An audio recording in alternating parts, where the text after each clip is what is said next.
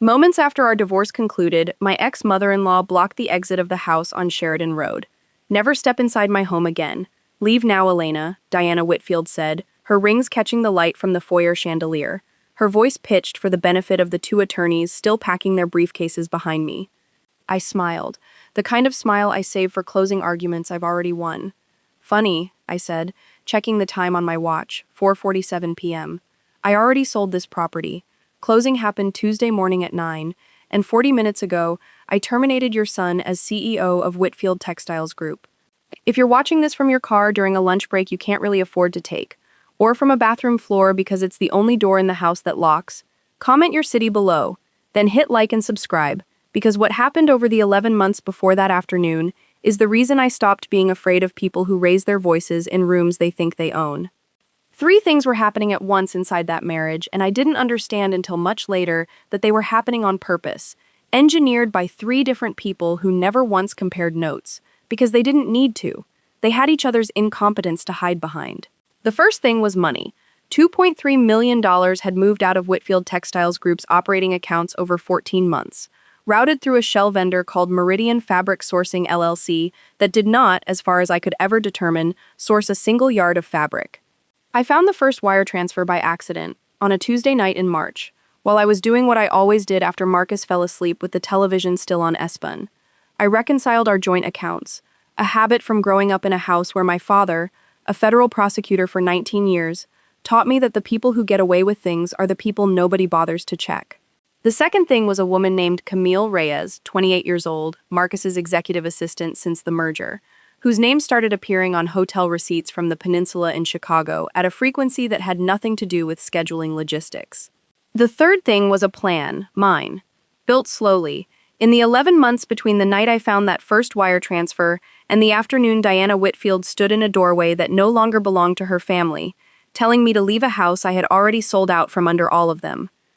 My name is Elena Voss. I kept my maiden name through 6 years of marriage, which Diana called a strange, cold choice at our engagement dinner, in front of 40 guests, in the tone she used for things she'd already decided to be offended by.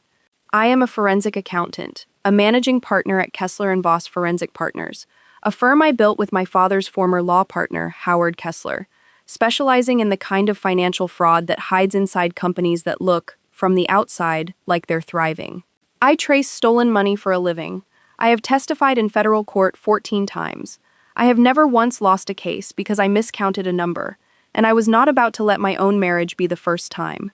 Marcus Whitfield, 37 when this story starts, was CEO of Whitfield Textiles Group, a company his great-grandfather founded in 1952 and that had been, by the time I met Marcus at a charity gala in 2019, kept alive almost entirely by 2 things: a licensing deal with a hospitality linens conglomerate that Marcus's father had negotiated 15 years earlier, and that Marcus had never once had to renegotiate, and, starting in year 3 of our marriage, my money. Not loans, not investments with paperwork. Cash I moved, at Marcus's request, framed each time as temporary, as a bridge, as something that would embarrass him if his mother or the board ever found out he'd needed it. $400,000 in year 3. $610,000 in year 4. By year 5, when I stopped counting out loud and started keeping a private spreadsheet instead, the number had crossed 2 million. Diana Whitfield, 63, had exactly 1 register she operated in, and that was superiority, deployed at a volume calibrated to make sure everyone in the room understood the hierarchy before she'd finished her first sentence. She called my job cute, always with the same closed-mouth smile, as though forensic accounting were a hobby I'd picked up between more important obligations, like being married to her son. "Elena does something with numbers," she told her book club. A woman named Pat once repeated to me at a fundraiser. Not unkindly, just factually. The way you'd repeat something you'd heard and hadn't thought much about.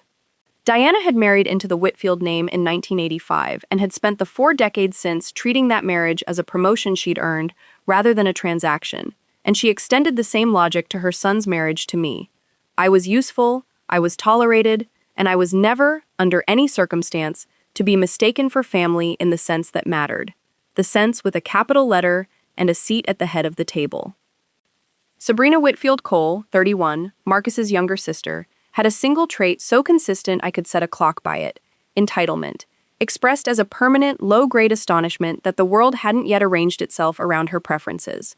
She had been between projects for 6 years, a phrase she used at every Thanksgiving to describe the interval between her interior design certificate and whatever came next, a phrase that never once acquired a next. She drove a leased Range Rover that I later learned, from a bank statement Marcus left open on the shared study computer, was being paid for out of the same operating account that funded Meridian Fabric Sourcing LLC. Preston Whitfield, 29, the youngest, had one trait too, and it was laziness so total it had calcified into a kind of personality, a warm, affable uselessness that everyone around him mistook for charm, because it never asked anything of them except patience. Preston held the title of Vice President of Brand Partnerships at Whitfield Textiles Group, a job that, as far as I could tell across 6 years of family dinners, consisted of forwarding emails and occasionally attending trade shows in cities with good golf courses. And then there was Camille Reyes, 28, hired 18 months into my marriage as Marcus's executive assistant, a role that within a year had expanded, invisibly, into something closer to co-conspirator, though it would take me until the following spring to understand the full shape of what she and Marcus had built together, a shape that had very little to do with romance, and everything to do with access. Camille's one fixed trait, the thing that explained every decision she made once I started paying attention, was opportunism. She did not fall in love with Marcus Whitfield. She recognized, correctly, that Marcus Whitfield was a man with a company, a family name, and a wife whose money he had quietly become dependent on, and that a woman positioned close enough to him could ride that dependency somewhere useful, provided the wife never found out how far the dependency actually went. I found out. I just didn't let anyone know I had. The night I found the first wire transfer, March 14th, I was sitting at the kitchen island in the Lake Forest house, the one with the 11-foot ceilings and the sub-zero refrigerator Diana had insisted we install for resale value before we'd even moved in. And I was doing the reconciliation I did every Tuesday, cross-referencing the joint household account against the small business account I still monitored because I was, on paper, a 15% shareholder in Whitfield Textiles Group, a wedding gift from Marcus's father that everyone had treated at the time as a sentimental gesture and that I had treated, quietly, as due diligence. $208,000 had left the operating account on a Friday afternoon, wired to an entity called Meridian Fabric Sourcing LLC, registered in Delaware, with a business address that, when I searched it later that week from my office at Kessler and Voss, turned out to be a UPS store mailbox in Wilmington. I did not confront Marcus that night. I did what I do professionally, which is nothing, visibly, while building a file no one else could see. I met Marcus Whitfield on a Thursday in October, at a benefit for the Lyric Opera, seated 2 chairs down from him at a table my firm had bought for $11,000 because Howard Kessler believed in being seen at the right rooms. Marcus was, at first, exactly what the room wanted him to be. Tall, easy in a tuxedo, the kind of laugh that made waitstaff relax around him, a 4th-generation name that opened doors before he'd said a word. He asked me what I did, and when I told him, most men at that table would have nodded and moved on to the next person. But Marcus leaned forward and asked a real question, something about how you prove intent in a fraud case when the paper trail is clean, and I remember thinking, this one is curious, this one is different. I did not yet understand that curiosity, in Marcus, was a form of reconnaissance, that he was not fascinated by forensic accounting so much as filing away, somewhere in the back of his mind, the fact that the woman across the table understood money better than anyone else he knew, and that understanding money, eventually, would be useful to have close by. We married 14 months later, in June, at the Whitfield family's property on Lake Geneva, 230 guests, a band flown in from New Orleans because Diana wanted something with real horns, and my father walked me down an aisle laid over grass that had been painted green 3 days earlier because the actual grass, that June, had gone patchy from a dry spring.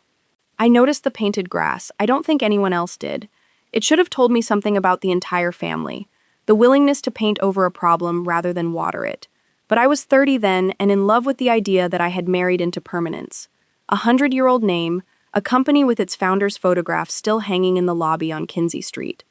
I did not yet understand that a 100-year-old name can be hollow at the center, the way a tree can stand for a century, with the heartwood rotted clean through, held up by nothing but bark and habit. The pattern with the money started small, the way these things do. 8 months into the marriage, Marcus came to me in the study, a glass of scotch he hadn't finished, and told me the company had a cash flow gap ahead of the fall linens order. Nothing serious, 90 days, he said, maybe less, and could I move $150,000 from my consulting account to bridge it? Quietly, because if his mother heard the company had needed a bridge loan from his wife's savings, she would never let him hear the end of it. I moved the money, he paid it back in November, on time, to the dollar, and I remember feeling something close to pride, that I'd been trusted with a piece of the machinery, that my money had kept 200 employees on payroll through a slow season. What I did not know, because I had no reason yet to look, was that the fall linens order that year had actually cleared 11% above projection, according to the internal reports I would not see until 18 months later. Sitting in a locked drawer in the Kinsey Street office, reports that showed there had never been a cash flow gap at all, only a withdrawal that needed a story attached to it. The second time was a year later, $320,000, framed as an equipment financing bridge for new industrial looms the company needed to fulfill a contract with a hotel chain expanding into the southeast. The third time, year 3, $400,000, for what Marcus called a strategic acquisition opportunity, a small dye house in Georgia that Whitfield Textiles never actually acquired. A fact I would only confirm later by searching Georgia's business registry from my office computer at 2 in the morning, finding no record of any such transaction, no filing, no name change, nothing. Just $400,000 that had left my account and never appeared anywhere else on paper again. Each time, Marcus paid a portion back, enough to keep the story alive, enough that if I'd ever laid the numbers end to end in a casual glance, I would have seen a husband managing a family business through normal turbulence, rather than a man siphoning his wife's money into accounts I couldn't trace, because I hadn't yet started trying to trace them. I trusted him, the way you trust a scale you've never once thought to check against a known weight. Diana's contribution to this architecture was never money. Diana's contribution was cover. At every family dinner, at every holiday, she constructed, in real time, a version of Marcus that made my growing unease feel like paranoia. A version where Marcus was a visionary carrying a legacy company through difficult market headwinds, where any question I asked about the business read as a lack of faith in her son, rather than a reasonable inquiry from a 15% shareholder. Marcus has always had his father's instincts, she told me once, over a Thanksgiving turkey that Sabrina had ordered from a caterer and then taken photos of in the kitchen to post as though she'd made it herself. A small performance I watched happen at least 6 times across our marriage. Always the same staged photo. Always the same caption about family tradition. You have to trust the vision, Elena, even when the numbers look uncomfortable. I remember writing that sentence down, later that night, in the Notes app on my phone, because I had started, by then, quietly documenting the things people said, not because I had a plan yet, but because my training told me that patterns matter more than any single data point. And Diana had just handed me a pattern. She knew the numbers looked uncomfortable. She'd used that exact phrase, which meant someone had shown her numbers I hadn't seen. Preston's contribution was absence dressed up as presence. He held the vice president title, drew a salary I would later calculate at $210,000 a year, plus a car allowance, and attended, by my count, over 3 years of overlapping calendars, 4 board meetings, arriving late to 3 of them and leaving 1 early to make a tea time in Naples. When I asked him once, gently, at a 4th of July barbecue, what a typical week looked like for him at the company, he laughed, a genuine, unbothered laugh, and said, "Honestly, I mostly just make sure the right people feel good at trade shows. Marcus handles the actual stuff." He said it like a confession that cost him nothing, because in that family, admitting you did nothing was not a liability. It was simply an accurate description of a birthright. Sabrina's contribution was noise, a constant low hum of grievance and comparison that kept the family's attention pointed outward, at me, at whether I was contributing enough emotionally, warmly, visibly, so that nobody had the bandwidth left to look inward, at what her brother was actually doing with a company that 4 generations of Whitfields had somehow never managed to grow past a single licensing deal from 2004. By the spring of year 5, I had stopped asking Marcus directly about the money and started asking my own systems instead. I opened a case file, the same way I would for any client at Kessler & Voss, except the client, this time, was me, and the subject was my own husband, and I did not tell a single person, not Howard, not my father, Not my closest friend from business school, Priya, who would text me every few weeks asking how married life was treating me, to which I always replied some version of fine, busy, good, because the moment you say the word suspicious out loud about your own marriage, you have started a clock you can't stop, and I was not ready to start that clock until I had enough to make it count.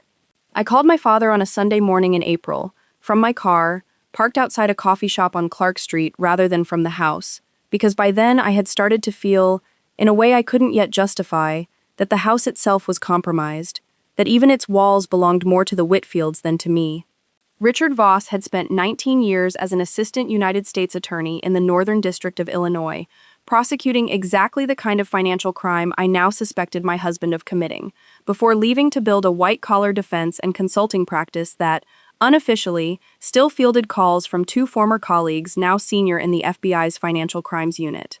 My father listens the way prosecutors listen, without interrupting, without reacting, taking notes only when a number or a date matters. And when I finished laying out what I'd found, the $208,000, the Delaware shell entity, the UPS store mailbox in Wilmington, he was quiet for 11 seconds, I counted, and then he said, "Don't confront him. Don't tell your mother-in-law, don't tell anyone at that company. You build the file first, completely, and then you decide what kind of ending you want. Because right now you don't have an ending, you have a suspicion, and suspicions get people hurt if they're acted on too early." That sentence became the architecture of the next 11 months of my life.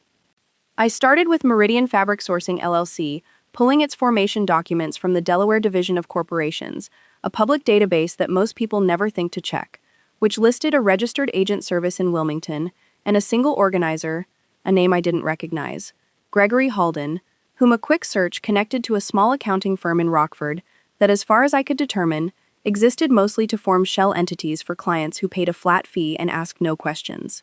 I could not, from public records alone, connect Gregory Halden to Marcus directly, so I did the next thing my training told me to do. I watched the money instead of the paper.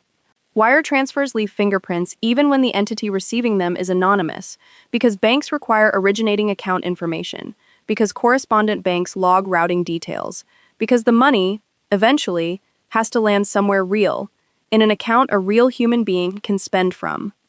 I couldn't access Whitfield Textiles Group's banking records directly, not without raising exactly the kind of alarm my father had warned me against. So I built my file the slow way, from the edges inward, starting with what I could legally see as a 15% shareholder. The quarterly financial summaries the company was contractually obligated to send me, bland one-page documents that Marcus's finance director, a tired, overworked man named Walter Odom, who'd been with the company since Marcus's father ran it, prepared and mailed without much scrutiny because no shareholder had ever asked a hard question about them in 20 years. I asked Walter Odom a hard question in May, over coffee, framed as innocuous curiosity, a wife wanting to understand her husband's world better. "Walter, I noticed the vendor list has grown pretty significantly since 2020. Is that from the Southeast expansion?" Walter, 61, a man who had clearly been waiting a long time for someone at that company to ask him a real question, brightened and told me more in 20 minutes over lukewarm coffee than Marcus had told me in 5 years, including the fact that a vendor called Meridian Fabric Sourcing had come onto the books 18 months earlier at Marcus's direct instruction,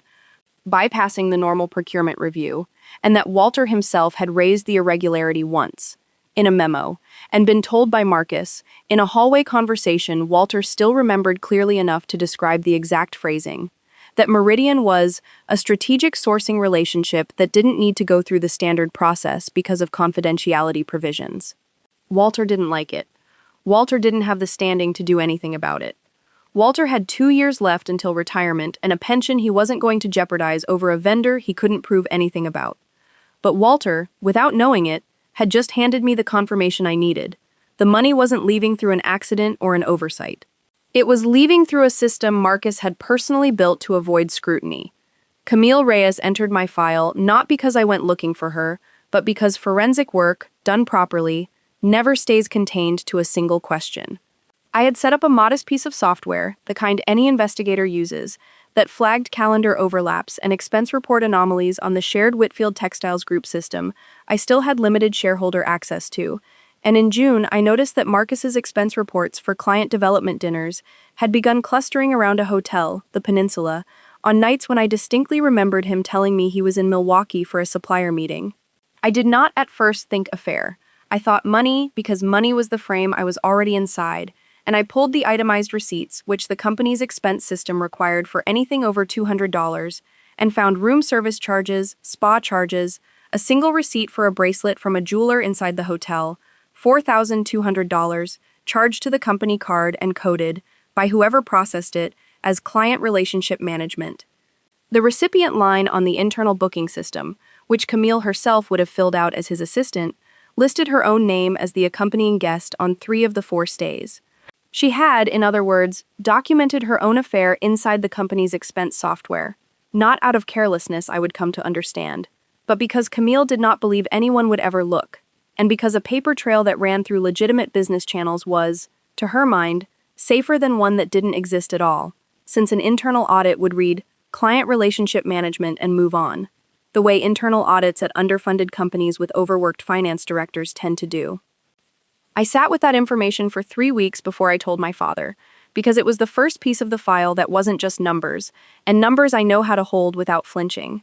This was different. This was the shape of my own life, folded quietly, at a hotel 4 miles from our house, into something my husband had apparently decided was worth $4,000 in stolen jewelry. When I finally called my father again, in July, and told him about Camille, he was quiet longer than 11 seconds this time, and when he spoke, his voice had changed. Not softer exactly, but more careful. The voice he must have used with victims in his prosecutorial career, rather than the voice he used analyzing a case. "Elena," he said, "I need you to hear me clearly. You are allowed to feel this. You do not have to be a forensic accountant about your own marriage every single minute of every single day. But when you're ready to go back to work on it, I'll be ready too." I sat in my car outside that same coffee shop on Clark Street and cried for the first time since March. 20 minutes, no one watching, and then I wiped my face, went inside, ordered a coffee I didn't drink, and by the time I got back in the car, I had already started drafting, in my head, the outline of the file that would eventually run to 211 pages. The dinners with the Whitfield family continued through all of this, because stopping them would have signaled that something had changed, and I had learned, by then, that the family's collective inattention was the single greatest asset I had. Diana asked me, at a July dinner, whether Marcus and I were still trying, a phrase she used for our attempts to have a child, delivered with the specific cruelty of someone who knew the answer was no, and wanted to hear me say it in front of Sabrina and Preston. "We're focusing on the business right now," I said, which was, in its way, the truest sentence I said at that entire dinner, because I absolutely was focusing on the business, just not in any sense Diana would have recognized. Sabrina spent the meal describing a concept for a boutique hotel line she wanted Whitfield Textiles to license its name to, a concept that existed as 3 mood boards and a borrowed vocabulary from a design podcast she'd binged that spring, and Marcus nodded along with an enthusiasm I now understood as performance. The same performance he'd given me for 6 years, and I watched him with new eyes, cataloging the small tells I'd somehow spent half a decade not seeing. The way he checked his phone under the table exactly 11 minutes after every meal began. The way his voice dropped half an octave when he stepped into the hallway to take a call he said was the Atlanta buyer. The second scene with Diana that mattered happened in September, at a fundraiser for the Field Museum where Whitfield Textiles Group had bought a table, and Diana, 3 glasses of Sancerre into the evening, cornered me near the coat check and told me, unprompted, that she'd always found it a little sad, honestly, how much of my identity I'd built around my career, as if numbers could love you back the way a family does. I remember the exact temperature of my own calm in that moment because it surprised me, a stillness that had nothing to do with restraint and everything to do with the fact that I already knew, by September, that this woman's son had stolen roughly $2 million from me and was sleeping with his assistant at a hotel 4 miles from the home Diana kept calling hers, and there was something almost peaceful in the gap between what Diana believed she understood about our marriage and what I actually knew. "You might be right," I told her, and smiled, and let her enjoy the small cruelty she thought she'd landed, because letting Diana believe she'd wounded me cost me nothing and bought me another 6 months of being underestimated, which was, by that point in the investigation, the single most valuable asset in my possession. The second scene with Sabrina came in October, when she asked to borrow $18,000 from me directly, not through Marcus, framed as a bridge for a security deposit on a Gold Coast apartment she wanted to lease before her current lease ended. Promising repayment the second my trust distribution clears in the spring, a trust I happen to know, from documents that had crossed my desk years earlier during estate planning conversations with Marcus's father before he passed, had been fully depleted 3 years prior by a series of withdrawals Sabrina herself had authorized. I told her I'd think about it, which was a lie, and I used the conversation instead as an opportunity to ask, gently, how she'd been managing money generally, since the trust, and Sabrina, entitled enough to never once suspect she was being interviewed, told me almost everything. That Marcus had been helping her out with a monthly allowance for the past 2 years, an allowance that, when I later cross-referenced it against the Whitfield Textiles Group books Walter Odom had continued, without fully realizing what he was doing, to informally keep me updated on, turned out to be paid not from Marcus's personal account, but from the same operating account that funded Meridian Fabric Sourcing LLC, coded as a marketing consulting retainer for services Sabrina had never once performed. The second scene with Preston came at Thanksgiving that year, the last Thanksgiving of the marriage, though only I knew that at the time, when Preston, 3 bourbons in, told me a story he clearly thought was charming, about a trade show in Charlotte where he'd spent the company's entire allotted booth budget on a hospitality suite instead, because honestly nobody remembers the booth, they remember the party, and how Marcus had covered for him with the board when a line item came up short. I asked, casually, how often Marcus covered for him, and Preston, laughing, said, "Man, constantly. That's kind of the deal. He handles the numbers stuff, I handle the vibes." A sentence I wrote down verbatim in my phone, the moment I excused myself to the bathroom, because it was, in 6 words, a confession that the entire Whitfield sibling structure ran on Marcus, quietly absorbing and hiding the costs of everyone else's uselessness, using money that, I now understood with total certainty, was not his to hide costs with in the first place. By November, my file had a shape. I had bank records reconstructed through 11 months of shareholder disclosures, vendor invoices, and conversations with Walter Odom, who had, by then, started bringing me things unprompted. Small documents left in unmarked envelopes at my office reception desk. A man easing his own conscience the only way his pension would allow. I had the Peninsula Hotel receipts, the bracelet, 6 months of calendar overlaps between Marcus and Camille that painted a picture no jury would need explained twice. I had testimony, effectively, though none of it recorded yet, from Sabrina and Preston, each unknowingly describing pieces of a financial architecture built entirely on money that traced back to me. What I did not yet have was the piece my father told me, over Thanksgiving dinner at his own house 2 days after the Whitfield dinner, that I would need before anyone acted. Direct, admissible proof connecting Marcus personally, not just the company, not just Meridian, to the theft, something that would survive a defense attorney's first cross-examination, something that made the case airtight rather than merely convincing. "You need him on record," my father said, cutting into a turkey he'd cooked himself because my mother had passed 6 years earlier and cooking had become, for him, a way of keeping a room warm that would otherwise feel emptier than it was. Not a document Camille filled out carelessly, not a memo Walter's willing to hand you off the record. You need Marcus, in his own words, acknowledging what Meridian actually is. I asked him how, exactly, a wife gets her husband to confess to fraud on tape without tipping him off that she's recording, and my father smiled, the first real smile I'd seen from him in months, and said, "You're the forensic accountant. You already know the answer. People confess when they think they're safe. You just have to make him feel safe enough, for long enough, to say the true thing out loud." That sentence sent me back to Kessler and Voss the following Monday with a plan that would take 4 more months to execute, a plan that required me to become, for the first time in my marriage, a more convincing performer of contentment than I had ever needed to be before, because the version of me Marcus needed to feel safe confessing to was a version who suspected nothing at all. I spent December rebuilding my own performance from the ground up, the way an actress might, studying the small rituals of my marriage the way I'd study a client's financials, looking for the exact moment in Marcus's routine when his guard came down furthest. I found it on Sunday nights after his weekly call with his mother, a call that always left him irritable and, oddly, more talkative afterward, as though he needed to unload the tension of managing Diana onto someone he trusted, and I had spent 6 years being that someone.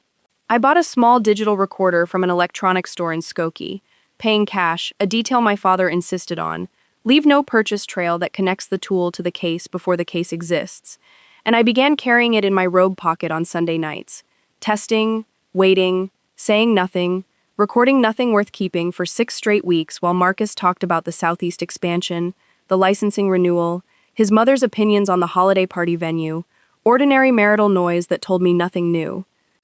The 7th Sunday, the 2nd week of February, Marcus came out of his mother's call more agitated than usual, because Diana had apparently pressed him, for the first time, about the company's cash position ahead of the annual shareholder letter, a letter I, as a 15% shareholder, was legally entitled to receive in detail. Marcus paced our bedroom in his undershirt, a glass of scotch sweating a ring onto the nightstand, and I did what I had rehearsed doing for 6 weeks. I asked nothing, offered concern instead, told him he looked exhausted, asked if there was anything I could help carry, framing myself exactly the way Diana always had, as someone useful, someone safe, someone who existed to absorb his stress rather than examine it. "It's Meridian," he said, and the word landed in that bedroom like a stone dropped into still water, because I had spent 11 months building an entire secret life around that single word, and he had just said it out loud, unprompted, to the one person he believed had no idea what it meant. The vendor thing, it's getting complicated. Walter's been asking questions, and honestly, I built it so I'd have flexibility the board doesn't need to see every quarter. But flexibility only works if nobody starts pulling threads. I asked, softly, my voice pitched exactly the way it would be if I genuinely didn't understand what flexibility meant. And Marcus, 3 fingers of scotch in and desperate to be understood by somebody, anybody, in a family that had spent his whole life needing him to be flawless rather than honest, told me. He told me Meridian didn't source anything. He told me Meridian existed so that money could move out of the company in amounts small enough not to trigger board-level financial review, and get parked, effectively, for his own discretionary use, covering Sabrina's allowance, covering Preston's trade show overages, covering, he admitted, almost $60,000 over 2 years in what he called personal expenses that I already knew from the Peninsula Hotel receipts sitting in a locked drawer at my office, meant Camille. He told me all of it in 11 minutes, standing in his undershirt in a bedroom he believed was the safest room in his life, while a recorder the size of a matchbox sat in the pocket of a robe I had chosen, that morning, specifically because it had deep enough pockets to hold it steady. I did not react the way the old version of me would have reacted. I did not cry, did not raise my voice, did not ask the obvious wife's question, which is how could you? I asked instead, still gentle, still safe, whether Walter could actually connect Meridian to him personally, because I understood, even in that moment, that the confession alone was not enough, that I needed him to also describe, out loud, exactly how he believed himself protected, so that later, when the actual authorities examined the recording, they would hear not just an admission of the scheme, but a demonstration of consciousness of guilt, the specific legal phrase my father had taught me over Thanksgiving turkey. Marcus, grateful for what he read as loyalty rather than interrogation, told me Gregory Halden in Rockford had structured the entity specifically so that Marcus's name appeared nowhere in the formation documents, that the only signature authority ran through a proxy, that as far as any outside auditor could tell, Meridian was simply an underperforming vendor relationship, the kind that gets quietly wound down rather than investigated. He told me, in other words, everything my father needed to hand to the FBI's Financial Crimes Unit, everything a federal prosecutor would need to charge wire fraud, and he told me while I stood 3 feet away, holding a glass of water I'd poured him 20 minutes earlier, my hands steady in a way that, looking back, frightens me a little even now, the degree of calm I was capable of the night my marriage legally ended, 11 months before either of us said the word divorce out loud. I did not act immediately. My father's voice stayed in my head through the following weeks. You have the confession, now you build the exit before you use it. I transferred the recording, that same night, to 3 separate encrypted locations, one on a drive kept in my office safe at Kessler and Voss, one with my father, one in a safe deposit box under my maiden name, at a bank Marcus had never once set foot in. I spent February and March doing 2 things simultaneously that required a discipline I am, to this day, proud of. Continuing to play the wife who suspected nothing, while quietly retaining Rachel Kim, a divorce attorney my father had prosecuted opposite twice, and respected more than almost any lawyer in Chicago. Known in family court circles for a settlement philosophy her colleagues described, half admiringly and half nervously, as ruthless, a woman who told me at our first meeting, in a conference room overlooking the river, "I don't do amicable, Elena. I do accurate. If the numbers say you're owed something, we take all of it, and we take it in a way that leaves no room for renegotiation later." I hired her the way you hire an artillery unit, not because I hated Marcus, though by then I understood I had stopped loving him somewhere around month 4 of the investigation without noticing the exact date it happened, but because I understood, with total clarity, that the only version of justice available to me ran through documents, timelines, and jurisdiction, not through a confrontation in a kitchen that would accomplish nothing except giving Marcus 11 months' warning to hide what remained of the money. If you've ever sat across a table from someone you loved while quietly building the case that would end them, professionally and legally, comment below the moment you knew you'd stopped being able to unsee what you'd seen, because that moment, for me, wasn't the recording. It was 3 weeks later, watching Marcus laugh at something Preston said at a family dinner. Easy, unbothered, a man who genuinely believed the story he'd built was going to hold, and understanding, with the flat certainty of a closed forensic case, that it already wasn't going to. Like this video if you've ever had to smile through a room while doing the math on your own exit in your head. And subscribe if you want to see exactly how the exit gets built, floor by floor. Because what happened over the next 7 months involved a property sale nobody in that family saw coming, a federal search warrant, and a gala at the Drake Hotel that Diana Whitfield spent 4 months planning as a triumph, and that ended, instead, as the single worst night of her life. Rachel Kim's first instruction to me was simple and, at the time, felt almost cruel in its efficiency. Stop paying for anything you don't legally have to keep paying for, and start documenting everything you do pay for, because family court in Illinois divides marital assets based on contribution, and contribution, unlike loyalty, is provable. I opened a new account that spring, under my maiden name, at a bank 300 yards from my office, and I began, quietly, redirecting the consulting income I had been informally folding into our joint accounts for years. Income that had, without my ever fully registering it, been subsidizing roughly 40% of our household's actual operating costs. The mortgage on the Lake Forest house, the property taxes, the 2 Range Rover leases, Marcus's, and, it turned out from records Rachel's forensic paralegal pulled, a second one registered to Sabrina that Marcus paid from a personal account I'd never scrutinized because I'd assumed, reasonably at the time, that a man worth what Marcus appeared to be worth could obviously afford his sister's car. The Peninsula Hotel piece of the file deepened in April, not because I went looking for more, but because Camille Reyes made a mistake that had nothing to do with me and everything to do with her own appetite outpacing her caution. She requested, through the company's internal booking system, a suite upgrade for what the system logged as a board retreat in late April. A retreat that did not appear on any calendar Walter Odom or I had access to. A retreat, it turned out, for exactly 2 people. And this time Camille had not been careful about the itemization, because a woman confident enough in her position stops double-checking the receipts. The charge included 2 spa treatments, a couple's massage explicitly itemized as such by a hotel that apparently did not share Camille's instinct for discretion, and a dinner tab of $640 at the hotel's rooftop restaurant. All of it coded, again, as client relationship development, all of it flowing through an expense system that a 15% shareholder had every legal right to audit, which I did, formally, in writing, to Walter Odom, on April the 9th, a request Walter processed exactly as he was contractually obligated to, 4 days before Marcus even knew the request had been filed. I want to be honest about what that week felt like, because the story genre I'm telling you tonight likes to skip past this part, likes to make the wronged woman feel nothing but cold competence from the first betrayal to the final gavel, and that was not entirely true for me, even if it was mostly true. I sat in my car in the Kessler and Voss parking garage for 40 minutes after reading the itemized spa charge. Not crying exactly, more a kind of stillness that felt like standing very close to the edge of something. And I called Priya, my friend from business school, for the first time in months, and I told her everything. The wire transfers, Meridian, Camille, the recording, all of it. 11 months compressed into a 40-minute phone call in a parking garage. And Priya, who had known me since I was 24 years old and terrified of my first accounting exam, said one sentence that I have carried with me every day since. Elena, you've been building an exit for 11 months.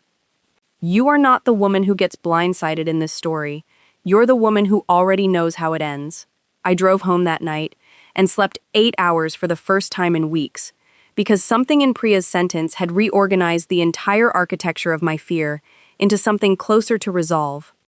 The affair itself, once I let myself actually look at it rather than only its financial residue, had a shape uglier than I'd initially understood. It wasn't recent. The calendar overlaps, cross-referenced against Camille's hire date, went back 3.5 years, nearly the entire second half of my marriage, which meant that the version of Marcus who had sat across from me at our 5th anniversary dinner, toasting to the next 50 years, had already been, for over a year at that point, building a second life with his assistant on a company card I was subsidizing without knowing it. I found, in the deeper layer of expense records Rachel's paralegal pulled that May, a pattern that told its own quiet story: gifts. A watch, $11,000, purchased in October of the 3rd year, the same month Marcus had told me, at home, that a supplier payment had fallen through and we needed to tighten our own household budget just for a quarter or two. A weekend at a resort in Door County, coded as a supplier site visit, 4 months after Marcus had told his mother, at a dinner I was present for, that he and I were trying to find time to get away together, just the two of us, once things at the company settled down. Every excuse he had given me for 6 years for money disappearing, for time disappearing, had a second, truer address, and that address was Camille Reyes. I confirmed the final piece of Loop B in early June, not through documents this time, but through a conversation I orchestrated deliberately, the only piece of the entire 11 months where I would say, looking back, that I stopped simply gathering evidence and started actively engineering an outcome. I arranged, through a mutual acquaintance on the Gala Planning Committee, an innocuous seating assignment at a preview event for the Whitfield Textiles Group 50th Anniversary Gala that would place me at the same 6-person table as Camille for 90 minutes, and I spent that dinner doing what I do best: asking small, warm, seemingly harmless questions, the kind that make a confident person feel clever rather than exposed. Camille, 28 and certain she had outmaneuvered a wife who'd apparently noticed nothing in 3.5 years, made the mistake confident people always make with me. She relaxed. She told me, unprompted, over her second glass of wine, how excited she was for the transition, a phrase she used twice, and when I asked, lightly, what transition she meant, she caught herself half a second too late, laughed it off as just company restructuring talk. But the phrase stayed lodged in my file exactly where it belonged, because I would learn 3 weeks later, through a document Walter Odom left in an unmarked envelope at my office reception desk, exactly what transition Camille Reyes believed was coming. A board proposal, drafted quietly by Marcus with legal language his own outside counsel had prepared, to expand executive leadership and create a newly invented Chief Operating Officer role, a role Camille Reyes was set to be appointed to at the same board meeting scheduled for late September, a meeting that would also, not coincidentally, take place 4 months after Rachel Kim projected our divorce filing would be finalized. They had a timeline. Marcus and Camille had built their own quiet architecture, running parallel to mine, in which the divorce would happen, Marcus would emerge from it having generously allowed me to keep my consulting firm and a modest settlement. The company would install Camille in a position of real power, and the whole family would simply absorb the story that Marcus's marriage to the accountant had run its natural course, and the company had moved gracefully forward. What none of them understood, because none of them had ever once, in 6 years, taken the time to fully understand what I actually did for a living, was that I was not going to let them write that ending, because I had already written a different one, and by June, I had every page of it finished except the last 3. The house on Sheridan Road, the Lake Forest property that Diana would later stand in front of and order me to leave, had been titled solely in my name since the year we bought it, a detail the entire Whitfield family had forgotten because it had never once mattered to them until it did. Marcus's own estate attorney had recommended the structure back then, not out of any tenderness toward me, but because the family's own liability insurance carrier had flagged Marcus's board position as a risk factor for asset exposure in the event of a shareholder lawsuit against the company, a genuinely ironic detail I would only fully appreciate years later, and the simplest fix, the attorney had said at the time, was to title the family home in the spouse's name, since I had no board seat and no officer title, only a 15% equity stake that everyone had always treated as symbolic. I had paid for 80% of the purchase price myself, $6.1 million, using an inheritance from my mother's side of the family that had come to me the year before the wedding, and Marcus had contributed the remaining 20% from a company distribution that I would later confirm through Walter Odom's records, had itself been improperly drawn against a supplier prepayment account. The house, in other words, had been built almost entirely on my money from the very beginning, structured to protect Marcus's liability, and titled entirely in my name, a decision the family had made for their own convenience and that I intended, when the time came, to use for mine. Rachel Kim filed for divorce on my behalf in the third week of June, citing irreconcilable differences, a filing so clinically unremarkable on its face that it drew no attention from anyone in the Whitfield family beyond a flurry of performative sympathy calls from Diana, who told 3 separate mutual friends within the same week that she was devastated for Marcus, and that she'd always sensed Elena was never quite settled in the family, a phrase relayed back to me by 2 of those friends independently. Each one, I think, a little uncomfortable repeating it. What none of them knew, because Rachel had structured the initial filing deliberately to look routine, was that the divorce petition included, buried in an exhibit list, most opposing counsel skims rather than reads line by line, a formal notice that I intended to exercise my shareholder rights to conduct an independent financial audit of Whitfield Textiles Group, a right explicitly written into the original shareholder agreement Marcus's father had drafted decades earlier, and that Marcus himself, distracted by the divorce filing's headline, did not think to fight. My father made the call to his former colleague at the FBI's Chicago field office in early July. Not as a favor, he was careful to tell me, but as a mandatory report, because a licensed forensic accountant who becomes aware of evidence of federal wire fraud has, under certain circumstances, professional obligations that exist independent of any personal relationship to the case, and my father wanted the referral to be unimpeachably clean, built on process rather than vendetta, so that no defense attorney could later argue the investigation had been personally weaponized by an angry ex-wife. Special Agent Denise Okafor, a 12-year veteran of the Financial Crimes Unit, met with my father and me in a nondescript conference room downtown on July the 11th, and I remember how strange it felt to lay the recording, the bank records, the Meridian formation documents, and 18 months of expense reports out on a table in front of a federal agent, watching someone else's face do the work my own face had been trained for years not to do. The flicker of genuine surprise when Agent Okafor heard Marcus's own voice on the recorder describing, in his own words, exactly how he'd structured the entity to avoid board oversight. "This is remarkably clean," she told us, and I remember feeling, for the first time in 11 months, something like relief, because clean was exactly what I had spent nearly a year building.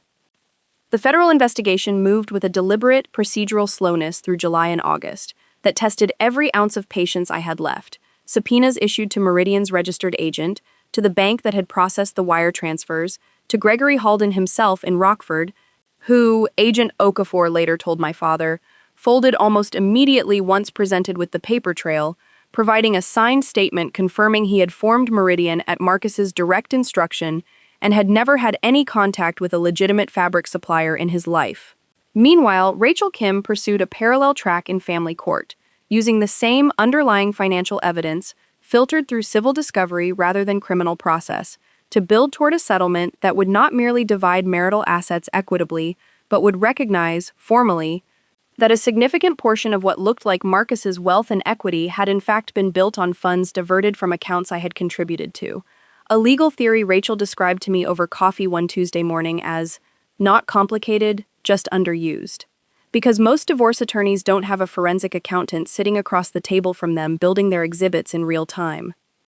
The most delicate maneuver, the one Rachel and my father spent 3 full weeks strategizing before I ever executed it, involved the company's remaining minority shareholders, 4 extended Whitfield relatives, cousins, and an elderly great-aunt named Constance, who together held 22% of Whitfield Textiles Group stock and had, for years, treated their shares as a purely sentimental inheritance, never once attending an annual meeting, never once asking a hard question, content to receive small, irregular dividend checks, and assume the company their great-grandfather founded was in capable hands. Rachel identified them, correctly, as the single most exploitable weakness in Marcus's entire position, because a board coup requires votes, and votes require willing shareholders, and shareholders who have just learned, through carefully worded, entirely factual letters my father's firm sent on my behalf in early August, that the company's CEO has been under federal investigation for wire fraud since July, tend to become extremely willing to vote however the person delivering that unwelcome news suggests they vote.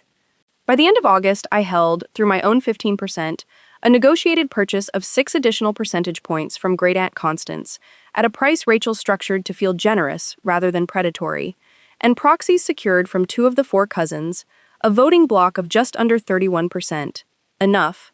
Combined with the independent directors the elder Mr. Whitfield had installed decades earlier, specifically to prevent family mismanagement, and who had been watching Marcus's erratic behavior all summer with their own private alarm, to call an emergency board meeting under the company's bylaws and force a formal vote on Marcus's continued position as chief executive. I did not attend that emergency board meeting myself. I did not need to. My father sat in the room instead, in his capacity as legal counsel to a shareholder block, watching Marcus's face while the independent directors, one by one, cited the federal subpoenas, the Gregory Halden statement, and the pattern of self-dealing through Meridian Fabric Sourcing LLC, and voted 7-2 to remove Marcus Whitfield as Chief Executive Officer of Whitfield Textiles Group effective immediately, appointing Walter Odom, of all people, as interim CEO, a decision the board made specifically because Walter's decades of quiet, overlooked competence made him the only executive in the building whose hands nobody doubted were clean. My father called me the moment the vote concluded, standing in a hallway on Kinsey Street, and said 4 words that I will remember for the rest of my life. "It's done, Elena. Sit down." I did not sit down. I stood at my office window on the 31st floor, looking out over the river, and felt something in my chest unclench that had been clenched, I realized, since a Tuesday night in March, 11 months and 2 weeks earlier, when I first found $208,000 leaving an account it had no business leaving. Marcus called me 11 times in the 4 hours after the board vote. Calls I let go to voicemail. Because Rachel had been explicit about this too. Nothing gets said in an unrecorded, unstructured phone call in the middle of a crisis. Everything gets said, if it needs to be said at all, through counsel, on the record, at a time and place I control. He showed up at the Sheridan Roadhouse that evening anyway, something he had every legal right to do since the divorce had not yet finalized and his name, though not on the title, was still on the mortgage as a co-signer, and I met him at the door rather than let him inside, standing on the front step in the September evening light, watching a man I had shared 6 years and, by then, roughly $2.3 million of my own money with, look genuinely, completely blindsided for the first time in his life. "You did this," he said, not a question, and I remember how calm my own voice sounded, almost gentle when I answered, "You did this, Marcus. 11 months ago, I just finished the paperwork." He asked how long I'd known, and I told him the truth. March 14th, and I watched him do the math in real time, watched him realize that every dinner, every anniversary, every moment across an entire year where he had believed himself to be managing a wife who suspected nothing, had actually been a wife building the case that would end him, and something in his face broke in a way I had genuinely never seen before. Not anger exactly, closer to the specific vertigo of a man realizing the ground beneath him had been hollow for a very long time. Diana's response, once the board vote became impossible to hide from the extended family, was fury directed almost entirely at me rather than at her son. A redirection so complete and so immediate that I understood, watching it happen, that I was witnessing the operating principle of that entire family laid bare. Accountability flows downhill, always, toward whoever is most convenient to blame, and I had spent 6 years being that person by default. She called my office 3 times in one day, was transferred to Howard Kessler once by a receptionist who didn't recognize her name, and left a voicemail for me personally that I saved, on Rachel's advice, as a potential exhibit, in which she referred to me as a viper who married into a family that never should have trusted an outsider, with numbers this close to real money. A sentence I found almost funny by that point, because it was, unintentionally, the most honest thing Diana Whitfield had ever said to me. She had never trusted me with real money. She had simply never noticed how much of the family's real money had, for years, actually been mine. Sabrina's allowance stopped the week Walter Odom took over as interim CEO, one of his first acts, a routine cost control measure that Sabrina experienced as a personal betrayal rather than the financial correction it actually was. And she showed up at my office unannounced in late September. Mascara already smudged before she'd even reached the elevator bank, demanding to know how she was supposed to survive without the marketing consulting retainer she had, by then, apparently convinced herself she had genuinely earned through actual work. I told her, with a neutrality that cost me more effort than I let show, that Walter's audit had found no record of any consulting services rendered against that retainer over its entire 2-year history, and that if she had documentation proving otherwise, Walter's office would welcome it. She did not have documentation because there was no documentation to have, and she left my office reception area in tears that the receptionist described to me later as genuinely the loudest crying I've ever heard from someone wearing that many diamonds. Preston, characteristically, simply stopped answering calls from anyone at the company entirely, and would later tell a mutual acquaintance who relayed it to me at a dinner party the following spring that he'd seen the writing on the wall early and decided not to get involved in the drama, a sentence that captured, more completely than anything else could have, exactly who Preston Whitfield had always been.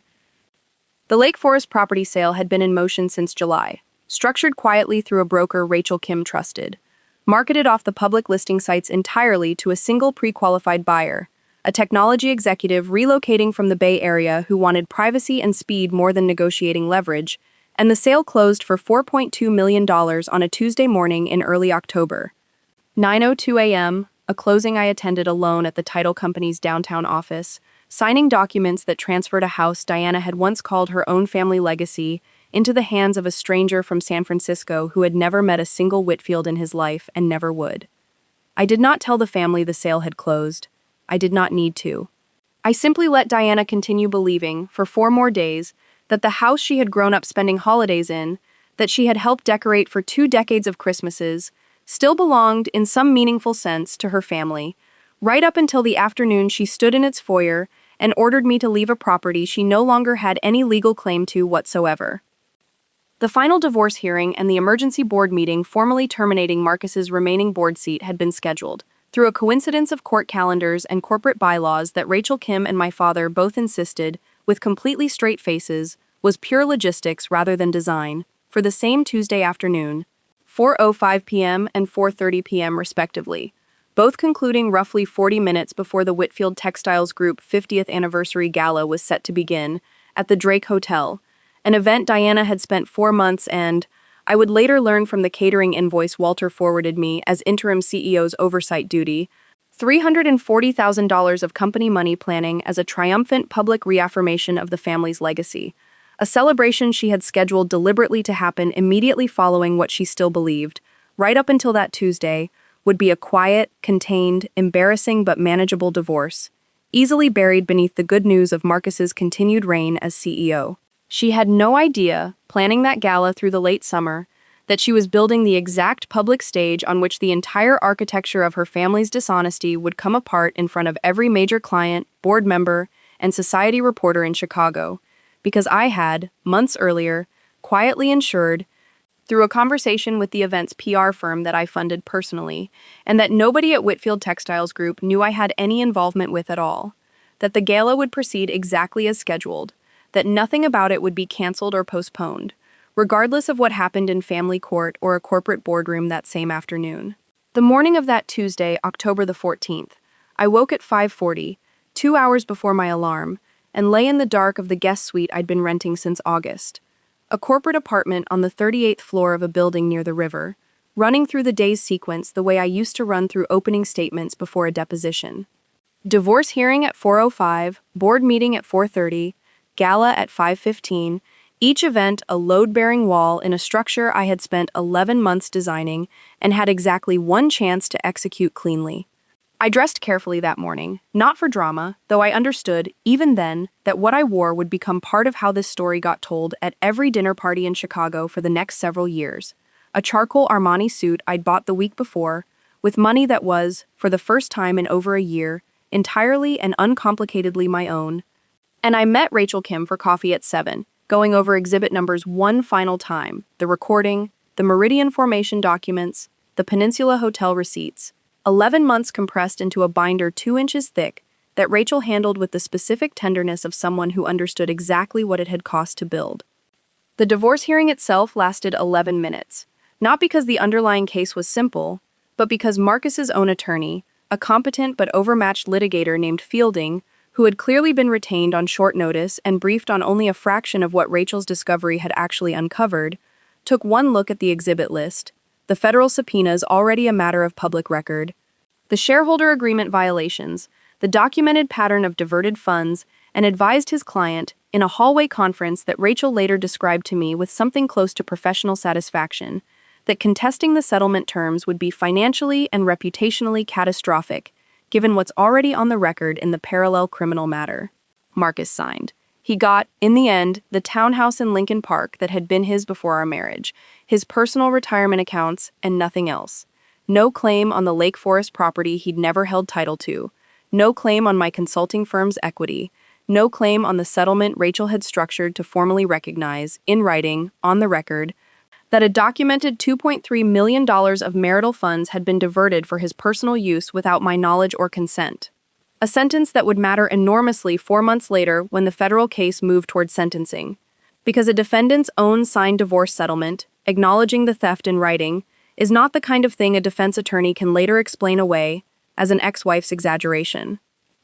The board meeting at 4:30 took place in the same Kinsey Street conference room where I had once sat 6 years earlier at my very first Whitfield Textiles Group shareholder dinner, admiring the founder's photograph on the lobby wall and believing, with the particular optimism of a woman newly in love, that I was joining something permanent. I attended this meeting in person, for the first time exercising a shareholder's right to be present, sitting near the back beside my father, rather than at the table itself, watching the 7 independent and allied directors formally vote to terminate Marcus's remaining board seat, and, separately, though this vote required no discussion at all since Marcus had already been removed as CEO 7 weeks earlier, and the seat had simply been sitting vacant during the transition period, to formally ratify Walter Odom's appointment as permanent Chief Executive Officer of Whitfield Textiles Group, a vote that passed unanimously, 9-0, the first unanimous vote that Boardroom had seen in over a decade according to the company's longtime corporate secretary, who told me so, quietly, on her way out, with what I understood to be genuine relief. Marcus was not present for either vote. He had by then stopped attending anything he could not control, and I would learn later, from Walter, that he had spent that Tuesday afternoon at the Peninsula Hotel, the same hotel, with Camille Reyes, whose own position at the company had quietly evaporated the moment Marcus lost his. Since her entire professional advancement had been built on a relationship with a man who no longer had any advancement to offer, a fact I did not learn until months later but that struck me, when I did, as the single most perfectly proportional piece of justice in the entire story, the opportunist finding out, in real time, exactly how much her position had actually been worth once the man attached to it stopped being useful. I left the boardroom at 4:58, my father beside me, Rachel Kim's final text confirming the settlement had been formally entered into the court record at 4:22, and I got into the car waiting outside on Kinsey Street, and I told the driver the Drake Hotel, "Please, we're a little early." And I remember sitting in the back seat in that charcoal suit, feeling something I had not expected to feel after 11 months of engineered calm, which was simply quiet, a stillness with nothing left underneath it to manage, because for the first time since March of the previous year, there was no more file to build. There was only the gala left, $340,000 of Diana Whitfield's carefully planned triumph, waiting for me at 5:15, and I intended to attend every minute of it. I had the driver stop at Sheridan Road first, a 15-minute detour I hadn't planned but that Diana herself had engineered, calling my cell 4 times in the 20 minutes after the board meeting ended, a number she'd somehow gotten from Sabrina, insisting I meet her at the house to discuss what she called, in a voicemail I still have saved, salvaging some dignity for this family before you humiliate us further tonight. I almost didn't go. My father told me I didn't have to, that nothing legally required it, but some part of me, the part that had spent 11 months building a case with the same patience my father had taught me to build a prosecution, wanted to close that particular door in person, the way you want to see the final line of a ledger balance with your own eyes, rather than trust the total someone else reports to you. Diana was already there when I arrived, standing in the foyer beneath a chandelier she had personally selected 14 years earlier, flanked by 2 moving boxes she had apparently instructed a housekeeper to start filling with items she still believed belonged to the family: silver picture frames, a set of crystal candlesticks, small physical proof of a permanence that no longer existed anywhere except in her own understanding of the day. She turned when the door opened, and for a moment, before she registered who I was, I watched her face hold the particular authority of a woman who had spent 4 decades believing certain rooms would always, automatically, defer to her. And then she saw me, in the charcoal suit, arriving not as a wife anymore, but as something she had no ready category for, and the authority in her face curdled, fast, into something closer to fear dressed up as anger. "Never step inside my home again," she said, moving to block the door behind me, her rings catching the last of the afternoon light through the transom window. "Leave now." I smiled, and I want to be honest that the smile cost me nothing by that point. No performance left in it at all, just the simple, clean satisfaction of a number finally reconciling. "Funny," I said. "I already sold this property. Closing happened Tuesday morning at 9, and 40 minutes ago I terminated your son as CEO of Whitfield Textiles Group." I watched the sentence land the way I imagine a verdict lands, in stages. First confusion because the words didn't fit any sentence Diana had ever expected to hear inside that particular foyer. Then a flicker of calculation, her mind visibly searching for the angle that would restore her footing. And finally, when she found none, the collapse into something I had genuinely never seen on Diana Whitfield's face in 6 years of knowing her. Total, unguarded shock. "That's not possible," she said. "This house has been in this family for—" And I cut her off gently, the same gentleness I'd used for 11 months to build the case that had just ended her son's career. "It's been in my name for 6 years, Diana. You just never asked.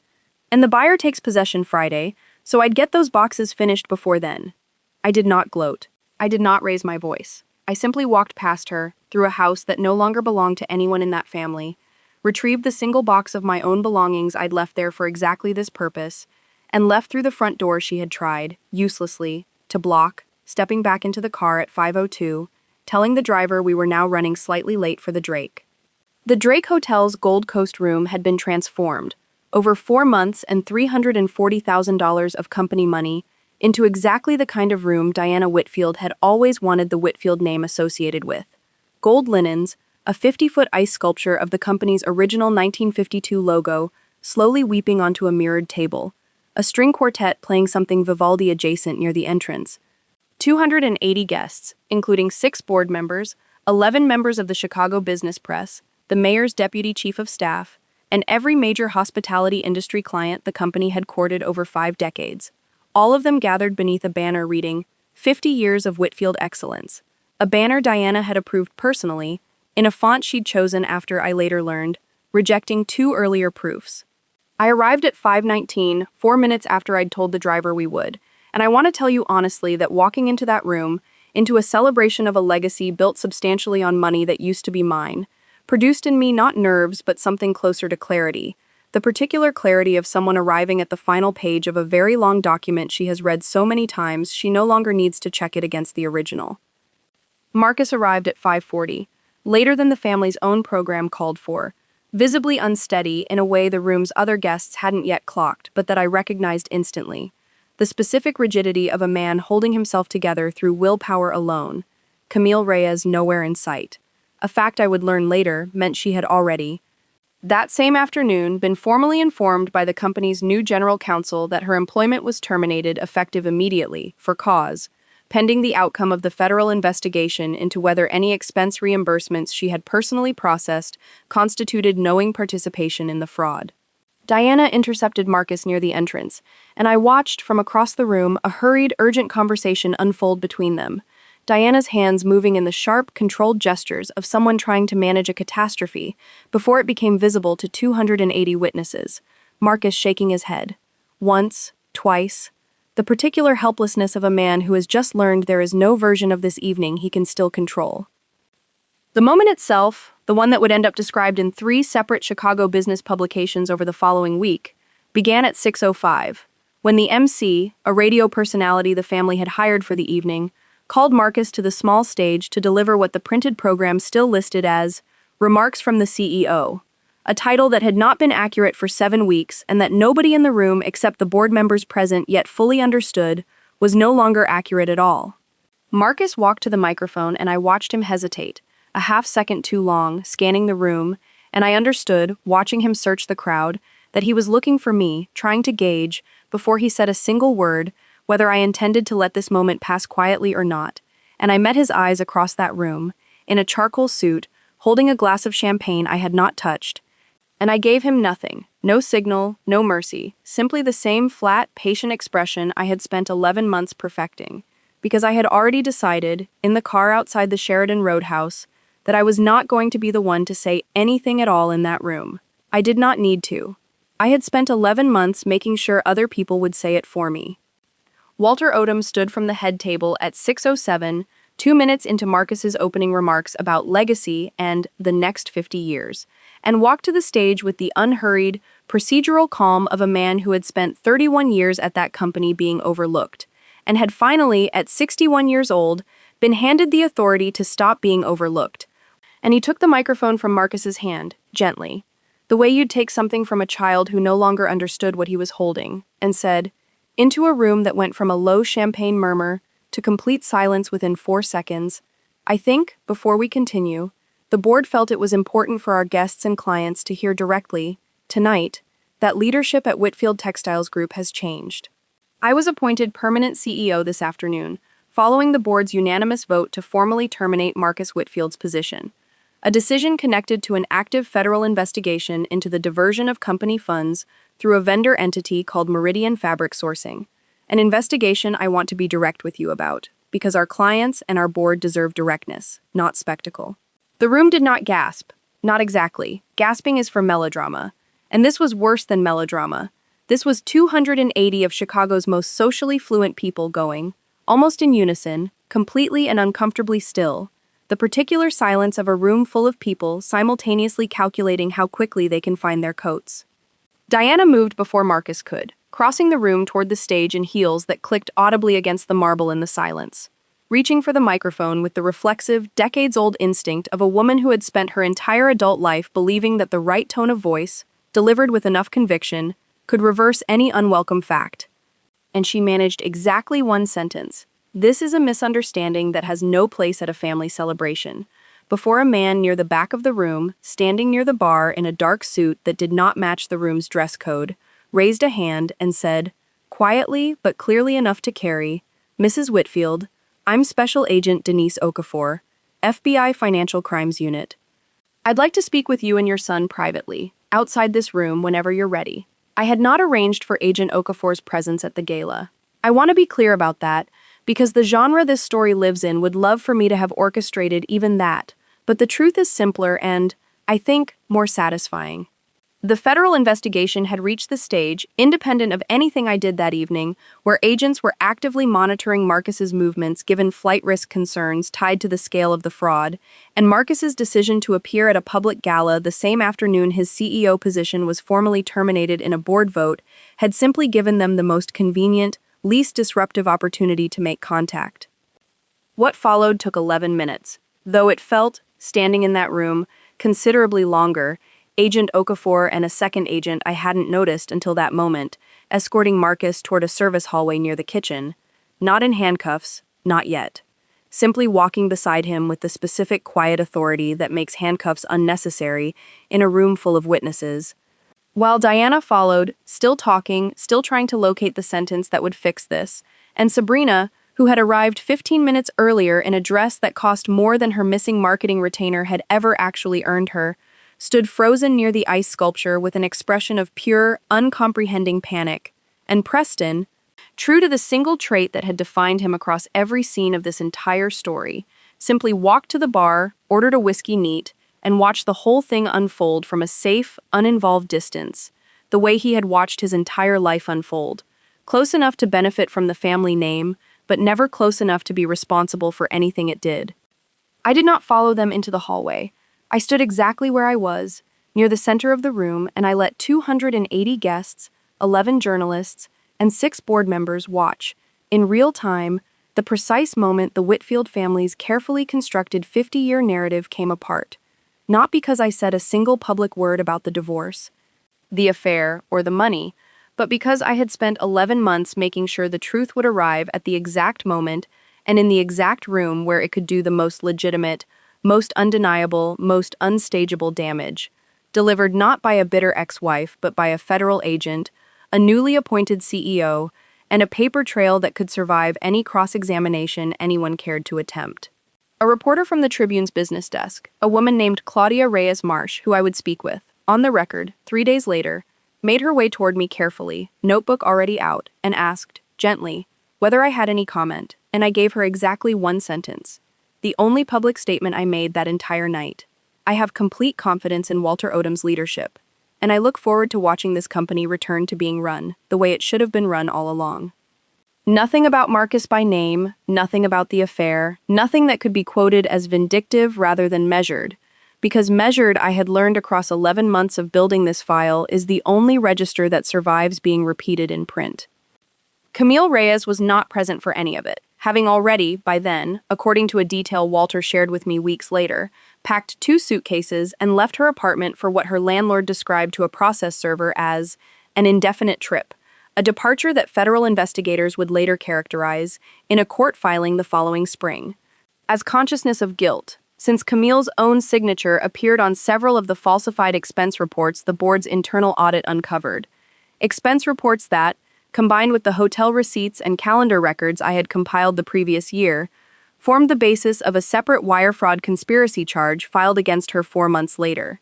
She was arrested at a relative's home in Scottsdale, Arizona in February, extradited back to the Northern District of Illinois, and would eventually plead guilty to a single reduced count, cooperating in exchange for testimony against Marcus, testimony that included, devastatingly for him, a detailed account of exactly how he had described, in private, planning to install her as chief operating officer once the divorce concluded, and I had been, in his words to her, handled quietly.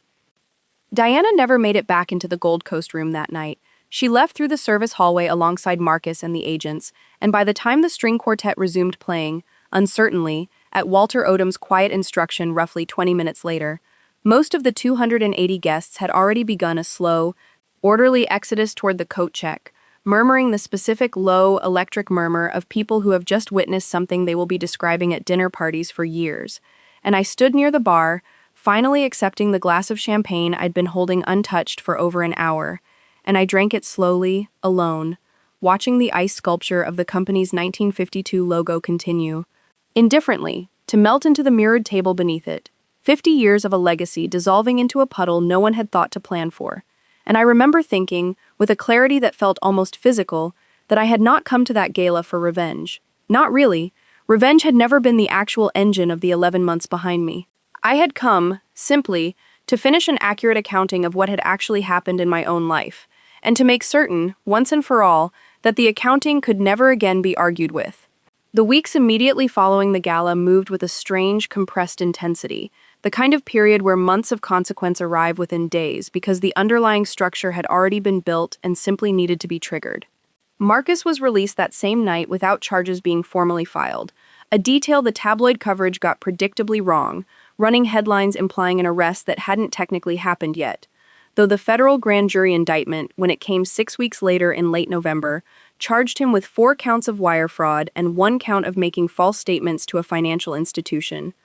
carrying a combined maximum sentence that Agent Okafor's office estimated, informally, at somewhere between 4 and 7 years depending on how sentencing guidelines ultimately calculated the loss amount, a calculation that would hinge heavily on the exact figure Kessler and Voss Forensic Partners had documented across 11 months of my own file. A fact that meant I would, eventually, testify against my own ex-husband in federal court, an outcome I had understood as likely from the very beginning and had made peace with somewhere around month 6 of the investigation, sitting in my car outside the Kessler and Voss parking garage after reading about Camille's spa receipts. The company's stock, privately held and therefore not subject to public market panic, nonetheless saw an immediate, sharp contraction in valuation, according to the internal assessment Walter commissioned that November, roughly 18%, driven mostly by 2 major hospitality clients, pausing their licensing renewals, pending clarity on leadership stability,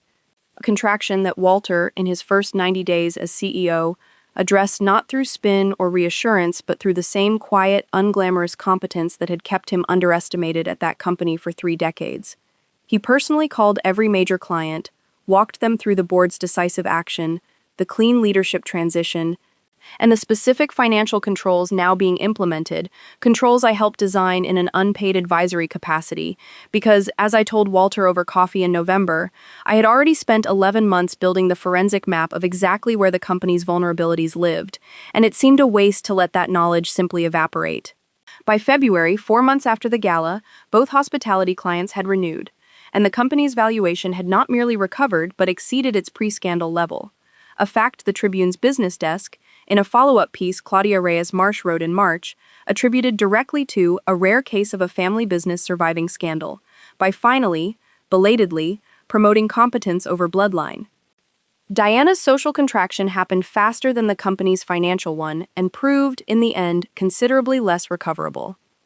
The Fortnightly Club, a women's social organization she had belonged to for 31 years and had, for the last 9, served as recording secretary of, quietly declined to renew her committee position that January. A decision communicated through a letter so carefully worded it never once mentioned the scandal directly, citing instead a desire to rotate leadership opportunities toward newer members, language Diana herself would have recognized instantly, from decades of deploying similar language against other people as a polite, permanent exile. The invitations that had once arrived weekly, to luncheons, to committee planning sessions, to the specific tier of Chicago social life she had spent 40 years building her identity around, slowed to a trickle by spring, and stopped almost entirely by summer. Not through any organized boycott, nobody ever called it that, simply through the quiet, collective, unspoken recalibration of a social circle that had decided, gradually and without discussion, that association with the Whitfield name now carried more cost than benefit. I heard about this secondhand, mostly through Priya, who still moved in some of the same circles, and I want to be honest that I did not feel triumphant hearing it. Not exactly. I felt something closer to the flat, unsurprised recognition of watching a structure collapse that had never actually been load-bearing in the first place, propped up for decades by a story rather than a foundation. Sabrina's financial reckoning arrived with a speed that startled even me, given how completely she had organized her entire adult identity around never having to notice money running out. Without the Meridian-funded allowance, without the trust that had been depleted years earlier, and without a functional income of her own beyond a design certificate she had never once used professionally, she was evicted from the Gold Coast apartment in January. 3 months of unpaid rent accumulating faster than anyone in that family had apparently thought to warn her was possible, and moved, according to a detail Preston mentioned to that same mutual acquaintance at the spring dinner party, into a one-bedroom apartment in Skokie that she described, without any apparent irony, as a very difficult adjustment period. She took a job in March, her first job, at 31 years old, as a design consultant at a mid-tier furniture showroom in the suburbs, a position that paid $41,000 a year, a figure that would have covered, in her previous life, roughly 6 weeks of the allowance she had once treated as an inevitability of existing. Preston's decline was quieter, less dramatic, and in its own way the most fitting consequence of all. Because Preston had never actually needed the money to fail, he had simply needed the family's tolerance for his uselessness, and once that tolerance stopped being subsidized by a company his brother no longer ran, the tolerance evaporated too. Walter, in his first month as CEO, conducted a full review of every executive title at the company and found, unsurprisingly, that the vice president of brand partnerships role Preston had occupied for 4 years had no measurable output attached to it whatsoever, no signed partnership agreements Preston could point to as his own work, no trade show relationships that had converted into actual revenue, nothing beyond a title and a salary that had existed. Essentially, because nobody had ever bothered to ask whether it should. Walter eliminated the position in December. Not cruelly, he offered Preston a genuine severance package and a warm, honest letter of reference for whatever came next. But Preston, 29 years old and confronting for the first time in his life the specific terror of a resume with nothing real on it, spent the following 8 months, according to that same mutual acquaintance, figuring things out, a phrase that, by the following autumn, had come to mean living in his mother's much-diminished new apartment. A 2-bedroom in Evanston Diana had downsized into after the Sheridan Road sale left her without the family home she'd always assumed would eventually pass to her. The two of them, mother and son, quietly and mutually stunned by how completely a lifetime of assumed permanence could dissolve in under a year. Marcus's federal trial began the following June, 8 months after the gala, and lasted 6 days, considerably shorter than either side had projected, because the government's case built substantially on my own 11 months of documentation, the recording, the Meridian formation records, Gregory Halden's cooperating testimony, and, devastatingly, Camille Reyes's own cooperating testimony after her February plea agreement, left Marcus's defense attorney with remarkably little room to maneuver. I testified on the third day, 4 hours on the stand, walking the jury through the same reconstruction I had built for my own private file, the wire transfers, the shell entity, the pattern of bridge requests that had never once actually needed bridging. And I want to tell you, because this genre likes to promise catharsis in a courtroom, and I think it's more honest to tell you the truth, that testifying did not feel triumphant, it felt clinical, professional, almost anticlimactic, because by the time I sat in that witness chair, the actual emotional work of the story had already happened. Months earlier, alone, in a car outside a coffee shop on Clark Street, and the trial itself was simply the formal, bureaucratic conclusion of a case I had already, privately, closed.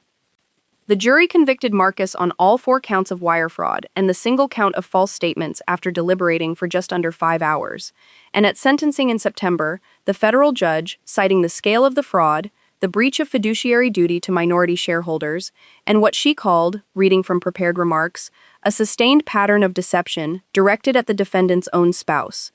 compounding financial harm with a profound breach of personal trust, sentenced Marcus to 5 years and 2 months in federal prison, along with a restitution order requiring him to repay $2.3 million,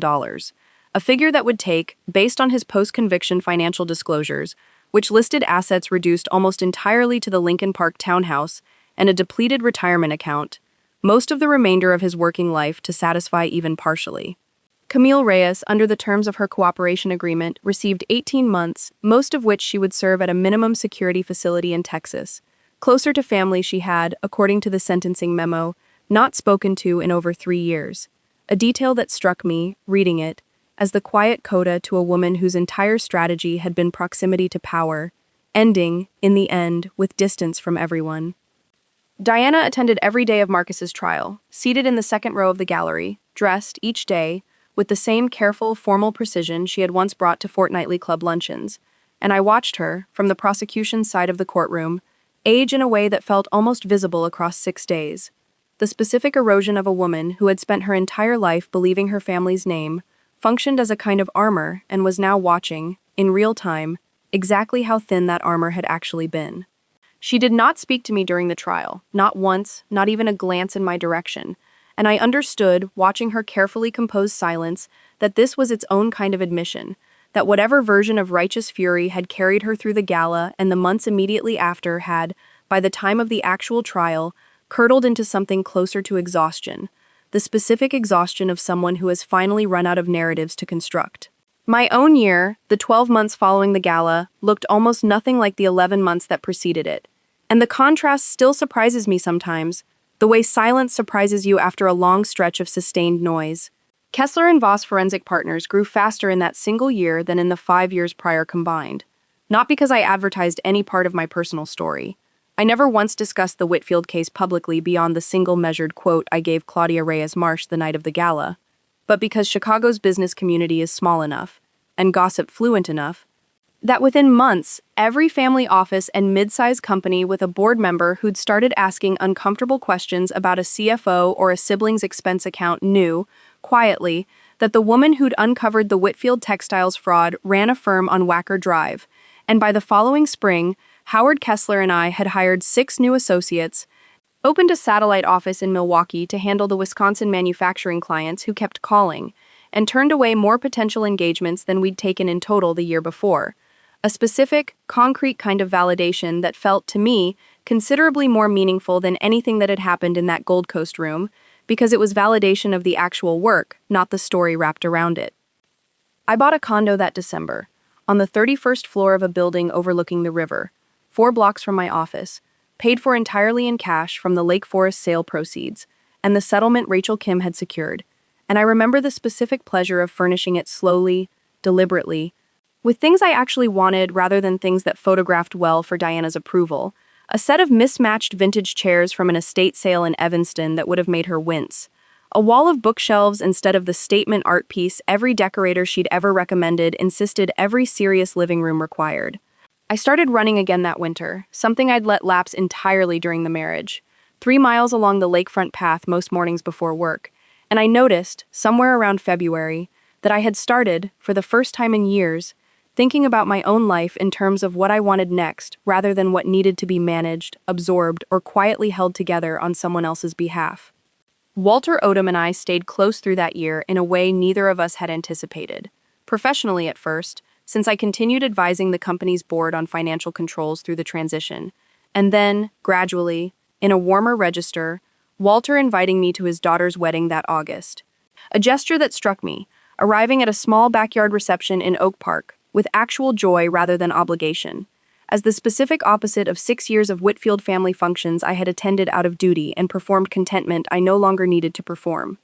Walter told me at that wedding, over a beer neither of us finished, that he'd thought about retiring 3 separate times over his final decade at Whitfield Textiles, and had stayed each time mostly out of inertia, and that becoming CEO at 61, after 31 years of being the most competent, least visible person in every room he'd ever occupied, had felt, in his own words, like getting handed the second half of a life I didn't know I still had coming. I understood exactly what he meant, because I was living a version of the same sentence myself. I did not, in that first year, start dating. Not seriously, not in any way the genre this story lives in would find satisfying to report. And I want to be honest about that too, because I think there's a version of this story that wants to hand me a new, better man by the epilogue as proof that the ending is truly happy, and I simply didn't need that proof. Not that year. I had dinner with a few people Priya introduced me to, pleasant, unremarkable evenings that confirmed mostly that I was, for the first time since I was 26 years old, entirely uninterested in performing interest I didn't feel. And I found that discovery, the simple freedom of not needing to manage anyone else's expectations of my warmth, considerably more valuable than any of the dinners themselves. What I built instead, that year, was a life that belonged entirely to me, measured in a ledger only I kept. A firm growing on its own merits, a condo furnished with chairs nobody had approved, 3 miles of lakefront running path most mornings, and a father who called every Sunday now, not out of case-building necessity, just because we both, I think, understood we'd found our way back to each other through 11 months that had asked more of both of us than either had expected to give. I saw Diana one more time, 18 months after the gala, entirely by accident, at a grocery store on Green Bay Road near the Evanston apartment she'd downsized into. And I want to describe that encounter carefully, because it taught me something the entire prior 18 months hadn't quite finished teaching me. She was standing in the produce section, examining a bag of oranges with the same fastidious, unhurried attention she used to bring to seating charts and floral arrangements, wearing a coat I recognized from years earlier. The same coat, not a newer version of it. And when she saw me, there was a long moment where neither of us said anything. 2 women standing 8 feet apart in a fluorescent-lit aisle, holding an entire collapsed family history between us with nothing left to perform for anyone watching. Because nobody was watching, that was the whole point. There was no audience left to construct a version of events for. "Elena," she finally said, and her voice had lost the register I remembered, the one calibrated for rooms, and had settled into something quieter, more tired, more human than I had ever once heard from her in 6 years of marriage. "I hope you're well," she said, and I told her I was, and meant it, and she nodded, and looked back down at the oranges, and that was the entire conversation. Maybe 40 seconds total, no apology offered, none expected, simply 2 people who had once been family, in the paperwork sense of the word, acknowledging, briefly and without theater, that the story between them had ended, and neither of them needed to reopen it. I thought, walking out of that store with a bag of groceries that suddenly felt very ordinary and very good to be carrying, about the sentence Diana had said to me at that July dinner years earlier, the one about numbers not being able to love you back the way a family does, a sentence she'd delivered with such total confidence at the time, certain she was diagnosing a flaw in me rather than describing, unknowingly, the exact tool that would eventually dismantle everything she'd built her identity around. She had been wrong, I understood now, walking to my car in a parking lot in Evanston 18 months and one entire dismantled marriage later, but she had also, in her own way, been right about something adjacent to what she meant. Numbers don't love you back, that's true. But numbers also never once lied to me, never once needed me to perform contentment I didn't feel, never once required me to smile through a dinner while quietly absorbing costs that weren't mine to absorb. Family, the kind Diana meant, the kind built on inherited superiority and unexamined entitlement, and decades of letting accountability roll downhill toward whoever was most convenient to blame, had cost me $2.3 million, 3.5 years of a hidden second life I'd had no idea I was subsidizing, and very nearly, if I'm honest, my own capacity to trust my instincts. The numbers, the ledger, the file I'd built alone across 11 careful months, had never once asked anything of me except accuracy, And accuracy, it turned out, was the only thing in that entire marriage that had ever actually loved me back. In the sense that mattered, the sense of never once betraying me. I think about the painted grass sometimes, the patch at the Lake Geneva property that had gone dry that June, 3 days before my wedding, spray-painted green by a landscaping crew Diana had hired to hide a problem rather than fix it, and I think about how that single image, small and easy to overlook at the time, had actually contained the entire shape of everything that would happen over the following 6 years. A family that preferred the appearance of health to the harder, slower work of actual health, that would rather paint over a dry patch than water it, that would rather construct a story about legacy and vision than examine, honestly, whether the legacy could survive being examined at all. I did not understand it at 30, walking down an aisle of grass that had been cosmetically repaired the way I would learn everything in that family got cosmetically repaired. But I understand it now, and I think that understanding, more than the money recovered, more than the settlement,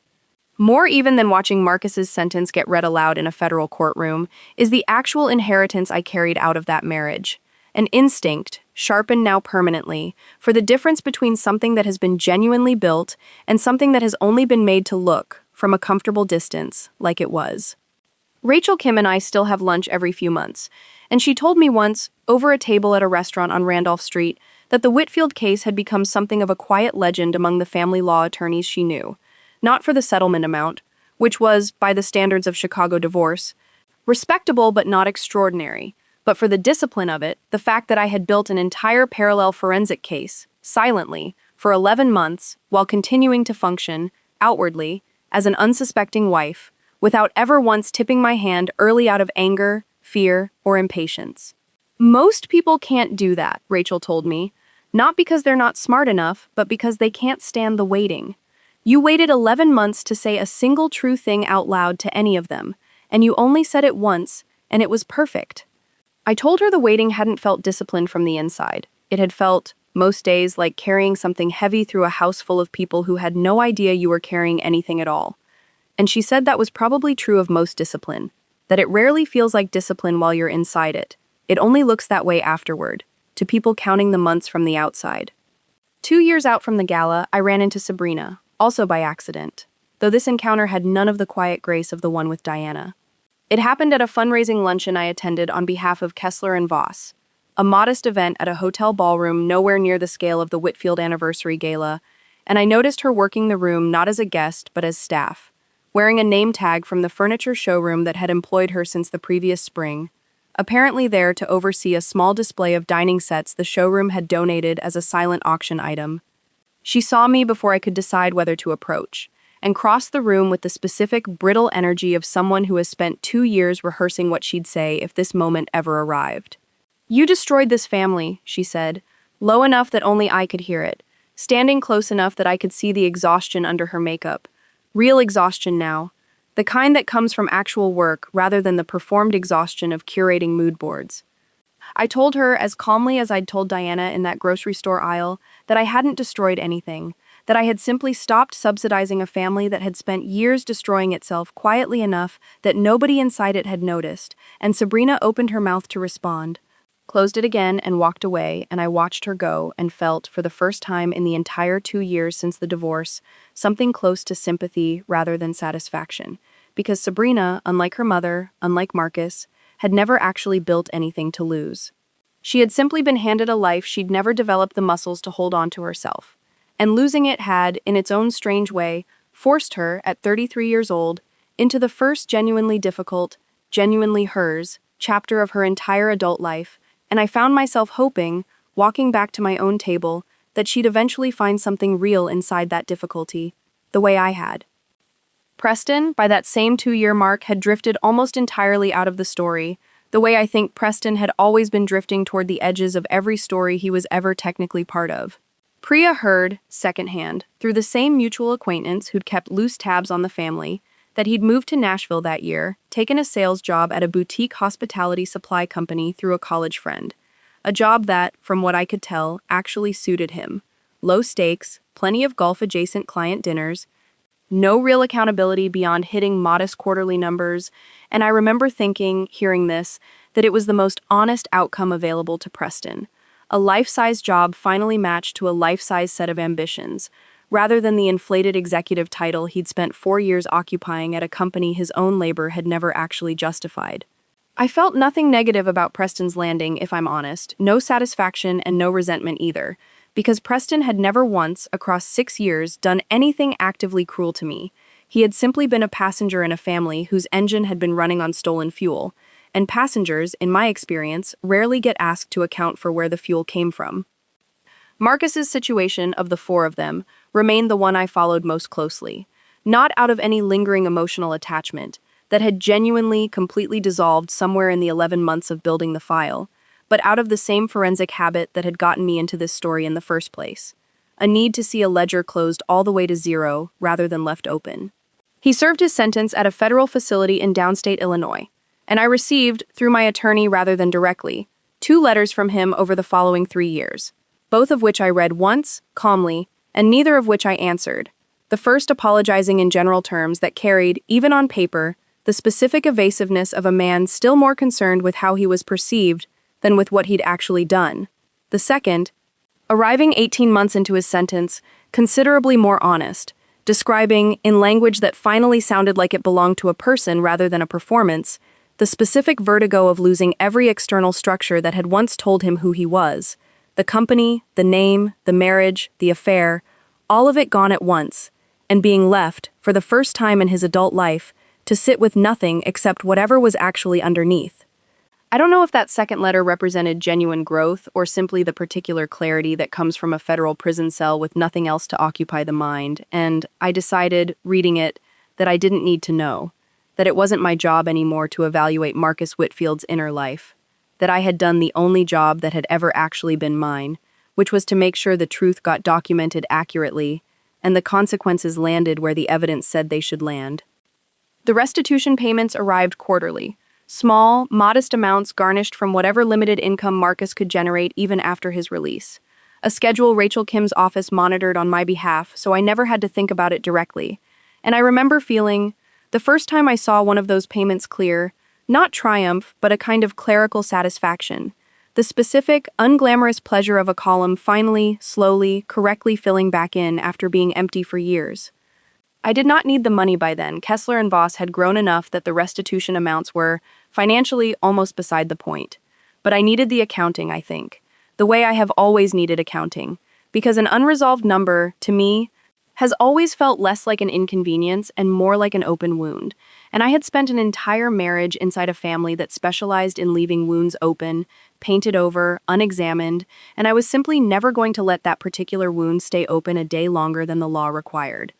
My father retired from his consulting practice the same spring Marcus's trial concluded, a decision he'd been circling for years and finally made, he told me, because I finally got to watch the one case I actually needed to see through to the end, a sentence that made me put down my coffee cup and sit with it for a long moment, because I understood, hearing it, that the Whitfield case had never really been just mine, that my father had spent 19 years as a federal prosecutor building cases against men exactly like Marcus Whitfield, wealthy, protected, certain their names would insulate them from consequence, and that watching his own daughter build one final case, quietly, patiently, methodically, using every principle he'd taught me since I was old enough to understand what a balance sheet actually represented, had given him something he hadn't realized he was still looking for, a sense that the specific, particular kind of justice he'd devoted his career to didn't end when he retired his badge. It simply continued, in different hands, the same discipline passed down and applied by someone who'd learned it at his kitchen table, rather than in a courtroom. We started having dinner together every other Sunday after that. Not case-related, not strategic, just dinner. And I found myself, across those Sundays, learning things about my own mother, who had passed when I was 28, that my father had apparently been saving for a version of our relationship that had more room in it than the version we'd had while I was married. Stories about how she used to keep her own private ledger of household expenses, not out of necessity, but out of the same instinct I recognized in myself. A need to understand a system completely enough that nothing inside it could ever surprise you the way betrayal always ultimately does. Kessler and Voss took on a case that second year, unrelated to the Whitfield matter entirely, a mid-sized family-owned manufacturing company in Rockford, coincidentally close to where Gregory Halden had run his shell formation practice, where a board member had approached us after noticing irregularities in a cousin's expense reports eerily similar in shape to what I'd found in Marcus's Meridian scheme. 3 years of diverted vendor payments funneled through an entity with no verifiable operations, and I remember sitting across from that board member, a woman named Elise Franco, watching her describe the sick, disorienting feeling of realizing a family member she'd trusted for decades had been quietly stealing from a company that fed 40 families. And thinking with a clarity that surprised me that I was uniquely equipped for this specific category of case in a way that had nothing to do with my professional training and everything to do with having lived it first. From the inside, in a kitchen in Lake Forest with a sub-zero refrigerator and a husband asleep in front of Espen. I took the case personally rather than assigning it to an associate, worked it for 4 months, and helped Elise Franco's board recover $1.1 million and remove her cousin from his position. A case that never made the news the way the Whitfield matter had, because most cases like this never do. Quiet family betrayals resolved in conference rooms rather than at galas. But I found that case, in its own way, more satisfying than anything that had happened at the Drake Hotel, because it had nothing to do with my own story at all. It was simply the work, the actual craft, applied cleanly, on behalf of someone else who needed exactly what I'd once needed and hadn't known where to find. I started teaching, that same year, a single guest lecture each semester at the business school Priya had introduced me to years earlier, walking a room of second-year MBA students through the Whitfield case as an anonymized teaching example, stripped of identifying names, framed simply as a case study in detecting related party fraud inside family-controlled enterprises. And I remember the first time I taught it, standing at the front of that lecture hall, watching 26 students lean forward as I walked through the Delaware shell entity formation, the expense report anomalies, the pattern matching across a shareholder's limited disclosure rights, and feeling something settle into place that had been unsettled since March of that original year. A sense that the entire ordeal, all 11 months of it, all the years of marriage that preceded it, had ultimately produced something that outlived the anger. Something teachable, transferable, useful to other people who might, someday, find themselves sitting at a kitchen island at 11 at night, noticing a number that didn't quite add up. A student raised her hand that first lecture and asked, carefully, whether the wife in the case study had ever considered simply confronting her husband directly, early, the moment she found the first irregularity, and I told her what I have come to believe is the truest lesson buried inside this entire story. That confrontation feels like courage in the moment, but it is often, in cases like this, simply an emotional shortcut that hands the person with something to hide all the time in the world to hide it better, and that the harder, less satisfying, more disciplined path, the one that actually protects you, is the one where you say nothing out loud until you have built something no one can argue with. 3 years out from the gala, on the anniversary of the closing date on the Sheridan Roadhouse, a date I still marked privately, not out of sentimentality but out of the same habit of tracking meaningful dates that had helped me build the original file, I drove past the property, something I hadn't done since the sale. Curious, I told myself, though I think I actually wanted to see whether the new owner, the technology executive from the Bay Area, had painted over anything of Diana's legacy, the way Diana's own landscaping crew had once painted over a dry patch of grass to hide it from wedding guests. The house looked different, lighter somehow, new windows across the back facade, a garden bed where the old boxwood hedges Diana had insisted on maintaining in a rigid geometric pattern used to sit, now replaced with something looser, native prairie grasses swaying in a way the old hedges never had, and I remember sitting in my car at the curb for a few minutes, watching a child's bicycle lying on its side in the driveway, a detail that told me everything I needed to know about what that house had become for someone else, a home rather than a stage, and I drove away without any of the heaviness I'd half expected to feel, because the house, I understood finally, sitting at that curb, had never actually been the thing I'd lost or the thing I'd reclaimed. It had only ever been the physical proof of a much larger accounting, and the accounting itself, the real one, had been settled years earlier, in a federal courtroom, in a boardroom on Kinsey Street, in a foyer where a woman who no longer had any legal claim to a chandelier had tried, uselessly, to block a door.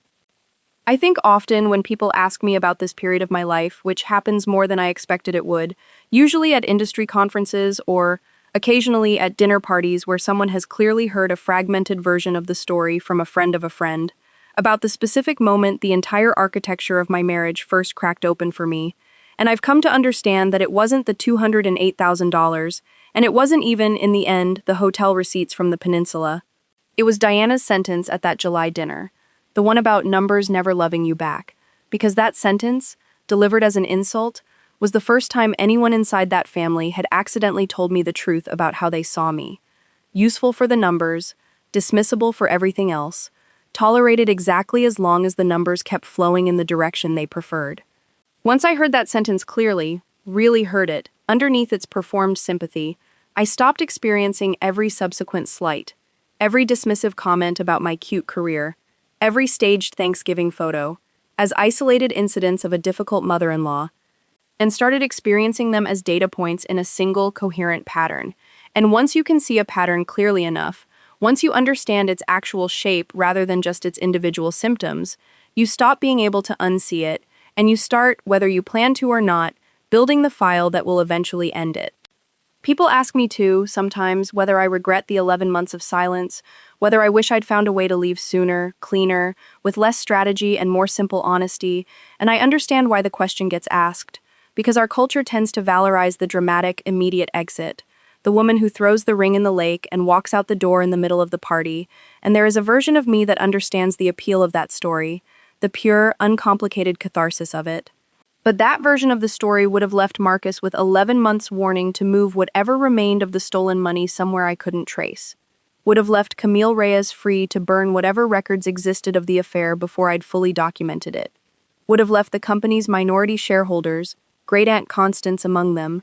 never knowing the truth about where the family's wealth had actually come from, and would have left me, ultimately, with nothing but my own testimony against a family with more lawyers, more money, and more social capital than I had. A fight I likely would have lost, or at best fought to an exhausting, inconclusive draw. The 11 months of silence weren't the absence of courage. They were, I've come to believe, the actual substance of it. The specific, unglamorous courage of doing the harder, slower, more disciplined thing when every instinct in your body is telling you to do the faster, louder one instead. Howard Kessler told me, the week the firm crossed a revenue milestone we'd been chasing for years, that he'd watched me change, across the arc of the Whitfield case and everything that followed it, in a way he described as settling into the size you'd actually always been. A phrase that stuck with me because it captured something I hadn't fully articulated to myself yet, the sense that the woman who had spent 6 years making herself smaller, more agreeable, more digestible to a family that had never once actually valued her, had not been destroyed by the divorce or the fraud or any of it. She had simply been temporarily compressed. And the entire process, the file building, the FBI referral, the board coup, the gala, all of it, had functioned less like a war I'd won and more like a long, slow decompression, a return to a shape I'd actually been all along before I learned to fold myself smaller to fit inside rooms that had never deserved the full size of me. There's a particular scene I return to most often, when I think back over the whole arc of it, and it isn't the gala, and it isn't even the moment in the foyer with Diana, the one that opened this story for you tonight. It's a much smaller moment, from the following January, 3 months after the gala, a Tuesday evening in my new condo overlooking the river, when I sat down at my kitchen island, the same ritual I'd kept every Tuesday night for years, and reconciled my accounts the way I always had. Except this time there was nothing to find. No wire transfer that didn't belong. No vendor that didn't source anything. Just a clean, simple, boring column of numbers that added up exactly the way they should. And I remember sitting there, in the quiet of that 31st floor apartment, feeling something that surprised me with how physical it was. A kind of exhale that started somewhere in my chest and moved all the way down through my hands. Because I understood, in that moment, more clearly than I had at any point during the trial or the gala or the divorce hearing, that the war was actually over. Not because anyone had announced it, not because a judge had read a sentence aloud, but because I had reached, finally, an ordinary Tuesday where the numbers simply told the truth on their own, without me having to go looking for the lie underneath them. I think about what I'd tell the version of myself sitting at that same kitchen island 3 years earlier, the night I first found the $208,000. Terrified, uncertain, still half convinced I'd made some kind of mistake in my own reading of the numbers, because the alternative, that my husband had been lying to me systematically for years, felt too large to hold all at once. I think I would tell her, mostly, to trust the discomfort rather than argue herself out of it. Because the specific, quiet unease of a number that doesn't add up is rarely wrong. In my experience, it is simply inconvenient. And inconvenient truths have a way of getting explained away by people who benefit from you not looking closer. And the single most valuable skill I've developed across this entire ordeal wasn't forensic technique, I already had that. It was the willingness to keep looking closer, even when everyone around me, my husband, my mother-in-law, the entire architecture of a marriage I'd built my adult identity around, was actively, if unconsciously, incentivizing me to look away. I don't know what happened to the painted grass at Lake Geneva, whether it ever grew back in properly the following summer, or whether the family simply painted it again the next time they needed a lawn to photograph well for some other occasion. And I realize, saying that out loud, that I genuinely don't care to know. Because that property, like so much else in that family's holdings, was never actually mine to track anymore. Its condition no longer part of any ledger I'm responsible for keeping. What I do track, still, 4 years out now from the gala, is a much shorter, much simpler list. The firm's growth, quarter over quarter, a number that has never once required me to look away from anything uncomfortable to keep believing in it. My father's health, which remains, thankfully, strong, sturdy enough for the two of us to have taken a trip to Portugal last fall, the first real vacation either of us had allowed ourselves in years.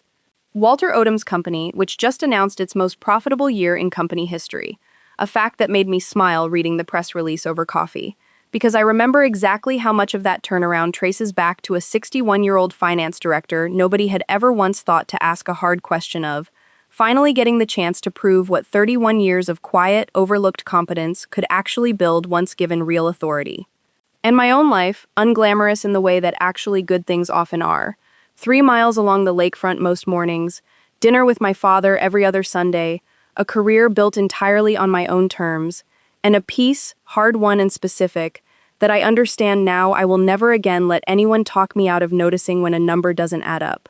People sometimes ask me, too, whether I think Diana, Sabrina, and Preston ever truly understood what happened to them. Whether any of them, in the years since, arrived at anything resembling genuine self-examination rather than simply a slow, grudging adjustment to reduced circumstances. And I've had to sit with that question for a long time before I found an answer I actually believe. I don't think understanding in the deep sense ever fully arrived for Diana, because understanding would have required her to re-examine the entire architecture of superiority she'd built her identity around since 1985, and people rarely dismantle a structure that took 40 years to build simply because it stopped serving them. They tend instead to mourn the structure quietly, from inside its ruins, the way I watched her mourn it that day in the grocery store aisle, holding a bag of oranges and an old coat, still, in some smaller, quieter register, performing a version of composure that no longer had an audience worth performing for. Sabrina, I think, has come closer, not because she's had some dramatic epiphany, but because 33 years old with a real job and real rent and real consequences has a way of teaching lessons that no family dinner ever could. Slow, unglamorous, day-by-day lessons about what it actually costs to sustain a life. Lessons I hope, genuinely, will eventually add up to something she can build on rather than simply endure. Preston, I suspect, never will fully understand, not out of any particular malice, simply because understanding requires a kind of attention Preston has never once, in the entire time I knew him, demonstrated any real capacity for. And I've made a kind of peace with the fact that some people simply drift through the consequences of their own choices, without ever quite connecting the drift to the choices that caused it. Marcus is the one I've thought about most carefully, in the years since, not because I feel warmth toward him, that dissolved completely somewhere around month 6 of building the file and never returned, but because Marcus, unlike his mother and siblings, actually had the raw material to have been something else entirely. A genuine intelligence, a real capacity for charm that wasn't purely performance. A company with real assets and real history that could have thrived under honest stewardship rather than collapsing under 14 months of systematic theft. I think about what might have happened if Marcus had come to me, that first year of financial strain, honestly, and said, "The business is struggling and I'm scared and I don't know how to tell my mother," rather than constructing an elaborate architecture of shell companies and staged bridge loans designed to extract money from me without ever having to admit weakness to anyone, including himself. I think, genuinely, that honest version of Marcus might have found in me not an adversary but a partner, someone with exactly the skill set to help a struggling family business find its footing without theft, without an affair, without any of the 11 months of quiet investigation that ultimately ended his freedom and his family's standing in the same 6-day trial. But that version of Marcus would have required a vulnerability his entire upbringing had trained out of him. A family that valued the appearance of effortless success so completely that admitting difficulty had never once, in his 37 years, been modeled as survivable. And I think, in the end, that's the actual tragedy buried underneath this entire story. Not that a wife discovered a fraud and built a case, but that an entire family structure made honesty so unsafe that theft came to feel, to at least one person inside it, like the only available option. I don't say that to excuse what he did. The restitution order, the federal conviction, the years he served, all of it was earned, fully and specifically, by choices he made repeatedly, over years, each one available to reverse and reversed by none of them. But understanding why someone builds a lie doesn't require forgiving the lie. And I've found, in the years since, that holding both of those things at once, clear-eyed accountability, alongside a genuine, almost clinical curiosity about the conditions that produce a person capable of stealing from someone he claimed to love, has made me better at my actual work, better at recognizing the specific family dynamics, the specific pressure points, the specific unspoken rules about what can and cannot be admitted out loud, that tend to precede this exact category of fraud in every subsequent case that's crossed my desk since. Rachel Kim asked me once, over that same recurring lunch on Randolph Street, whether I ever worried that the discipline I'd built during those 11 months, the capacity to smile through a family dinner while quietly building a case that would end someone's career, had cost me something permanent, some capacity for uncomplicated trust that I might need later, in a different relationship, with someone who actually deserved it.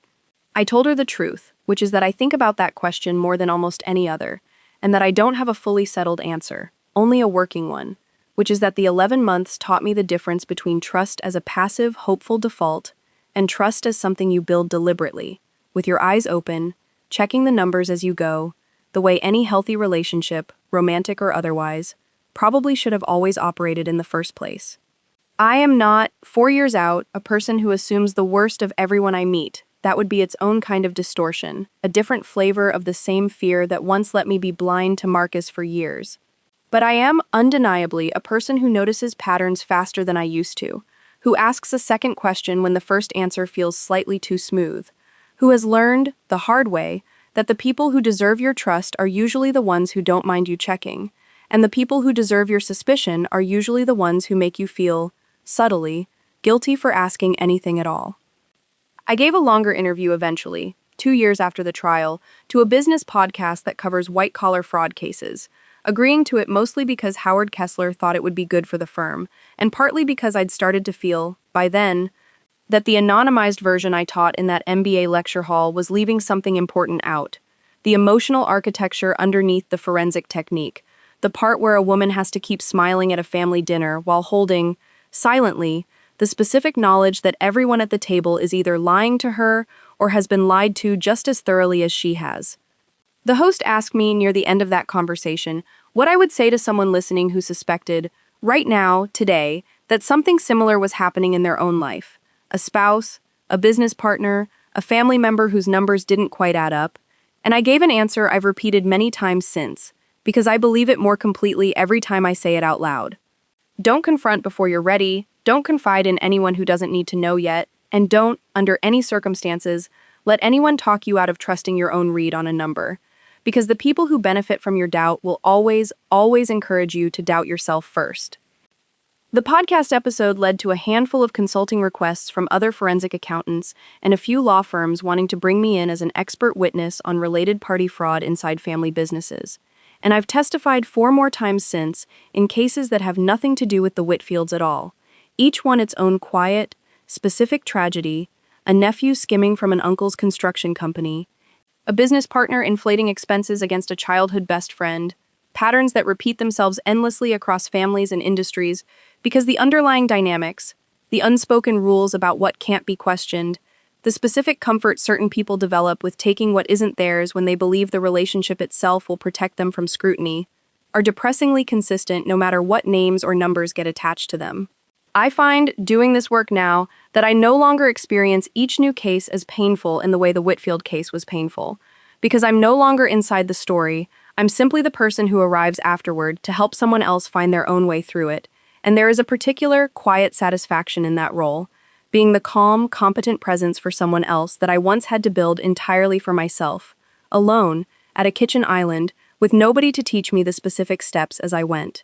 5 years out now from that October afternoon in the foyer of a house that no longer belonged to anyone I used to know, I find myself, more often than I expected, grateful for the entire arc of it. Not the theft, not the affair, not the 11 months of quiet, exhausting vigilance. I'm not grateful for any of that in the way people sometimes assume when they hear a story end well. I'm grateful instead for the specific clarity the whole ordeal forced into permanent existence inside me. A clarity I don't think I would have developed any other way, certainly not inside a marriage that had continued comfortably, undisturbed, built on money and silence I'd simply never gotten around to examining. There's a version of my life where I never opened that reconciliation on a Tuesday night in March, where I stayed inside a marriage slowly, invisibly draining me for another decade, another two, becoming, eventually, exactly the kind of quietly diminished woman I used to notice at Whitfield family functions. Women married into families like that one, who had learned, over years, to make themselves smaller in exchange for a proximity to a name that was never actually protecting them the way they'd been told it would. I think about Great Aunt Constance sometimes too, the elderly relative whose shares I purchased during the board coup, because she called me, unprompted, about 8 months after the trial concluded, an 81-year-old woman with a voice like dry paper, to tell me that she'd finally, for the first time in decades, started attending the annual shareholder meetings in person. Curious, she said, about a company she realized she'd spent 40 years owning a piece of without ever once understanding what that ownership actually meant or protected. And she told me she wanted to thank me, specifically not for the money, which she said mattered less to her at 81 than it once might have, but for teaching her, indirectly, that being a shareholder was a responsibility, rather than simply a pleasant, passive inheritance. And I remember hanging up that call and sitting with it for a long time, because it was, in its own small way, one of the more meaningful pieces of feedback I received across the entire ordeal. Evidence that the accounting I'd done hadn't only protected me, it had woken something up in a woman decades older than me who'd simply never had reason to look closely at her own life before. I keep, still, in a drawer in my office at Kessler and Voss, the original digital recorder I bought with cash at that electronics store in Skokie, the one that captured Marcus's confession on a Sunday night in February, and I don't keep it out of any morbid attachment to the past. I keep it because Howard Kessler asked me once, early in the firm's growth, whether I'd be willing to show it to a new associate we'd just hired, a woman in her late 20s starting her first real forensic case, nervous, uncertain whether she had the discipline for the slow, patient kind of work this job actually requires, and I handed her that small, unremarkable device across my desk, and told her the story, not the whole story, just enough of it, and watched her hold it the way you hold something that used to matter enormously and now simply sits, quiet and small, as proof that the hardest thing you ever did was actually survivable. And I think that's ultimately what I want anyone hearing this story to take from it too. Not the specific mechanics of shell companies or expense report audits, useful as those might be, but the simpler, harder truth underneath all of it. That the moment you finally stop performing contentment you don't feel, the moment you trust the discomfort of a number that doesn't add up instead of arguing yourself out of it, is the moment you start building a version of your own life that no one, ever again, gets to quietly stand in a doorway and tell you to leave. There's one more detail I've never told anyone outside of Rachel Kim and my father, and I want to leave it with you here, because I think it says more about the entire structure of this story than almost anything else I've described tonight. 6 weeks after the gala, before the federal indictment, before the trial, before any of the epilogue you've just heard, I received a letter, handwritten, at my office, from Walter Odom's predecessor's widow, a woman named Frances Whitfield, married for 38 years to Marcus's late uncle, a man who had briefly run the company's Southeast division back in the 90s, before a health scare pushed him into early retirement.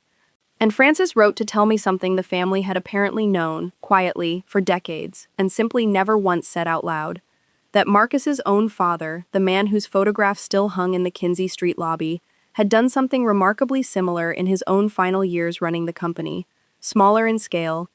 never formally investigated, quietly absorbed and covered over by a board that valued the family name more than accountability. A debt that had, according to Frances, been the actual reason the company's finances had felt perpetually strained, even during years when the licensing deal alone should have made it comfortably profitable. Frances told me she'd watched this pattern skip a generation in silence and repeat itself in Marcus almost exactly. The same rationalizations, the same conviction that discretion was simply how people of a certain standing manage difficulty. And she said she was writing to me, a woman she'd never met, because she wanted, finally, at 76 years old, for someone in that family's orbit to know the whole shape of the pattern rather than just the most recent chapter of it. I sat with that letter for a long time, understanding, finally, that what I had uncovered wasn't an aberration, a single bad actor breaking from an otherwise honest family legacy. It was instead the latest iteration of something that had apparently been quietly repeating itself for at least 2 generations. A family that had built its entire identity around the appearance of effortless, inherited success while periodically, silently, solving its actual financial problems through theft, dressed up as discretion, protected each time by a culture that valued the name over the truth. I thought about the painted grass again, reading that letter, and understood it even more completely than I had before. It wasn't a single choice Diana made for one wedding. It was the operating philosophy of an entire family across multiple generations. Patch it, hide it, protect the appearance. And I understood, finally, why the 11 months of quiet investigation had felt, at times, like fighting something larger and older than just my own marriage. Because I had been, without fully realizing it until Frances's letter arrived, the first person in that family's history willing to stop painting the grass and start actually digging up what was underneath it. I wrote Frances back a short letter, thanking her, and I asked her, gently, why she had waited until Marcus's own downfall to say anything at all, and her response, which arrived 3 weeks later, has stayed with me every day since. She said she had tried once, decades earlier, to raise the pattern with Diana directly, gently, at a family gathering shortly after her own husband's retirement. And Diana had responded with such immediate, icy hostility, accusing Frances of jealousy, of trying to tear down a family that had simply been more successful than her own branch of it, that Frances had never once tried again, had simply watched, silently, for 30 years, the same pattern quietly repeat itself in the next generation, unable to find a way back into a conversation the family had made unmistakably clear she was not welcome to have. That detail, more than almost anything else in this entire story, crystallized for me exactly what my 11 months of silence had actually protected me from, because if I had raised my suspicions early, the way Frances once had, gently, honestly, hoping to be heard, I believe with real certainty that I would have been met with exactly the same icy hostility Frances described, dismissed, isolated, reframed as the problem rather than the person who had noticed one. And the entire architecture of theft would have simply continued, protected, for another generation, waiting for whichever Whitfield eventually married into money careless enough, or trusting enough, or simply unlucky enough, not to notice until it was too late to build a case at all. That's the part I keep coming back to, honestly. More than the money, more than the trial, more even than the specific satisfaction of that moment in the foyer, the fact that Frances Whitfield spent 30 years watching a pattern she'd correctly identified, quietly repeat itself because the one time she'd tried to name it, the family's collective instinct had been to protect the appearance of the pattern rather than examine its substance. I think about how many other Frances Whitfields exist inside other families, other companies, other marriages, people who noticed something true early and were punished, socially, for the noticing, until they learned, the way Frances learned, that silence was safer than accuracy.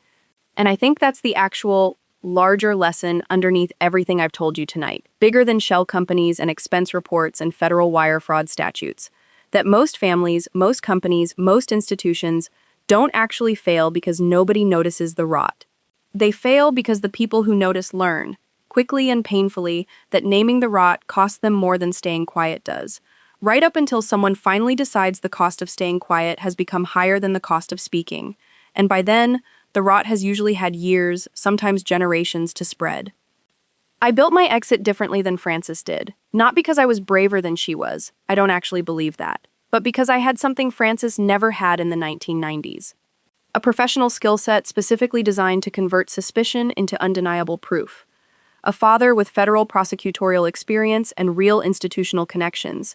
And, crucially, financial independence that meant I didn't need the family's approval or protection to survive the fallout of speaking the truth. Frances, by contrast, had married into the family with far less of her own independent means, had raised children whose own financial security remained, for years, entangled with her husband's standing inside that company, and had made, I think, a completely rational calculation that the cost of pursuing the truth, for her, at that time, in that position, would have cost her far more than it cost me to pursue mine decades later. I don't judge her silence. I understand it completely. And I think that understanding more than anything else is what I'd want anyone watching this tonight who's sitting inside a similar silence right now, for reasons that feel completely rational, to hear clearly, there's no shame in waiting until you have the actual means to survive telling the truth. The shame, if there is any to be found anywhere in this entire story, belongs entirely to the people who built a family, a company, an entire culture around making the truth so expensive to speak that generation after generation chose silence instead.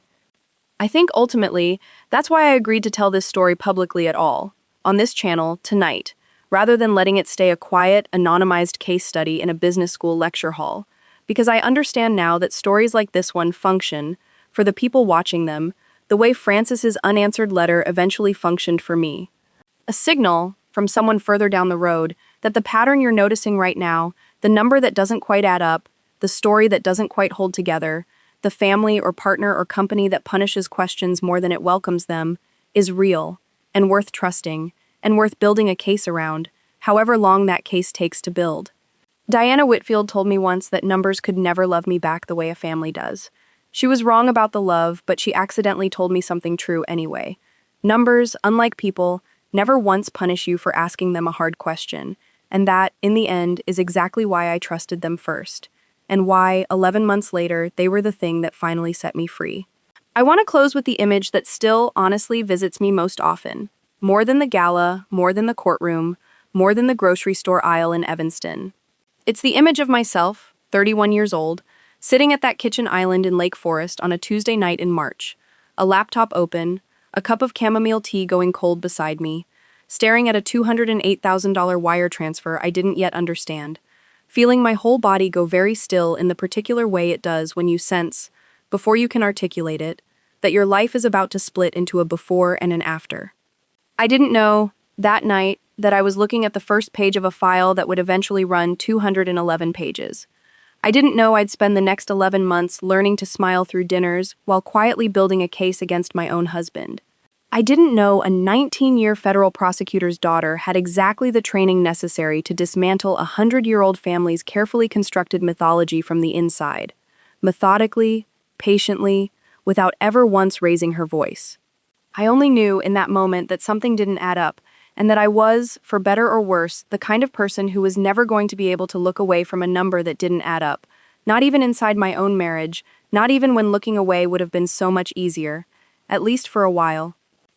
If any part of tonight's story sounded even a little like your own life right now, the number that doesn't quite reconcile, the story your partner or your family tells that doesn't quite hold together under a second look, the specific, quiet unease of loving people who seem to need you to keep not noticing something, I hope you'll trust that unease the way I eventually learned to trust mine. Build the file, take the time, find the version of my father, the person in your life who will listen without flinching, and help you turn suspicion into something undeniable.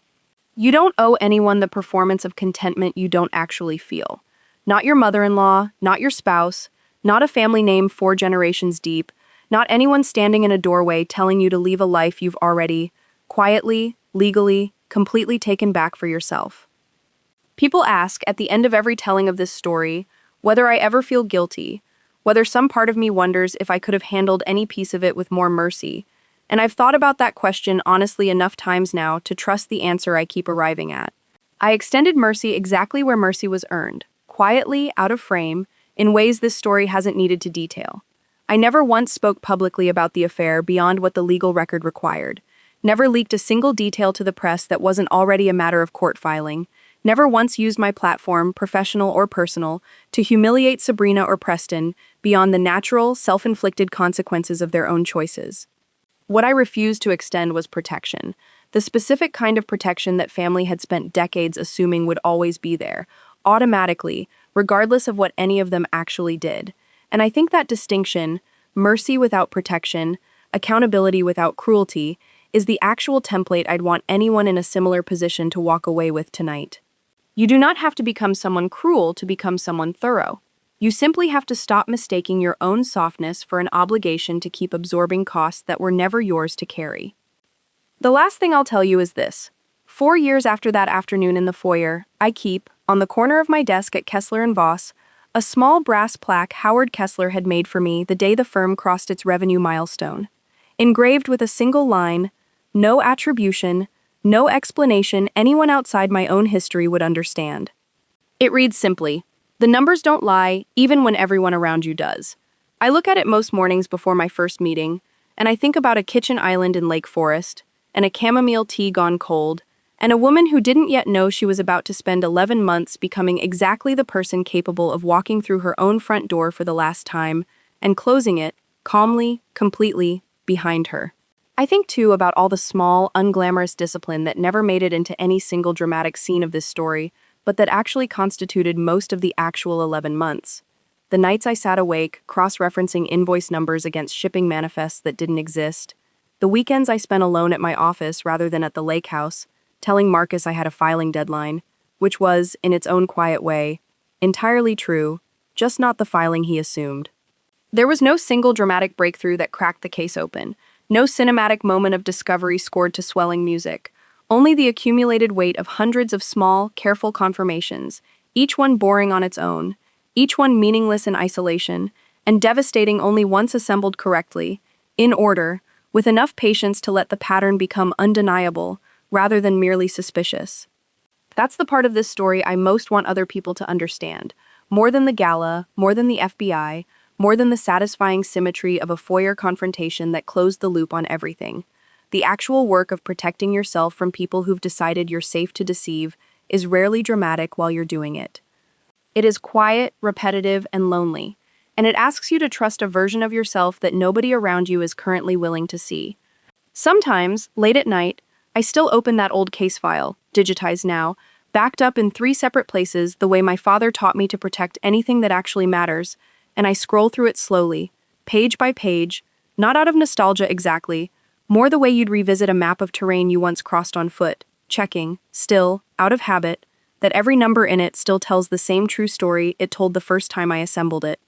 It always does. That consistency, more than anything else this entire ordeal handed me, is the thing I trust completely now. More than any person's promise, more than any family's name, more than any story anyone tells me about themselves before I've had the chance to check it against what actually happened.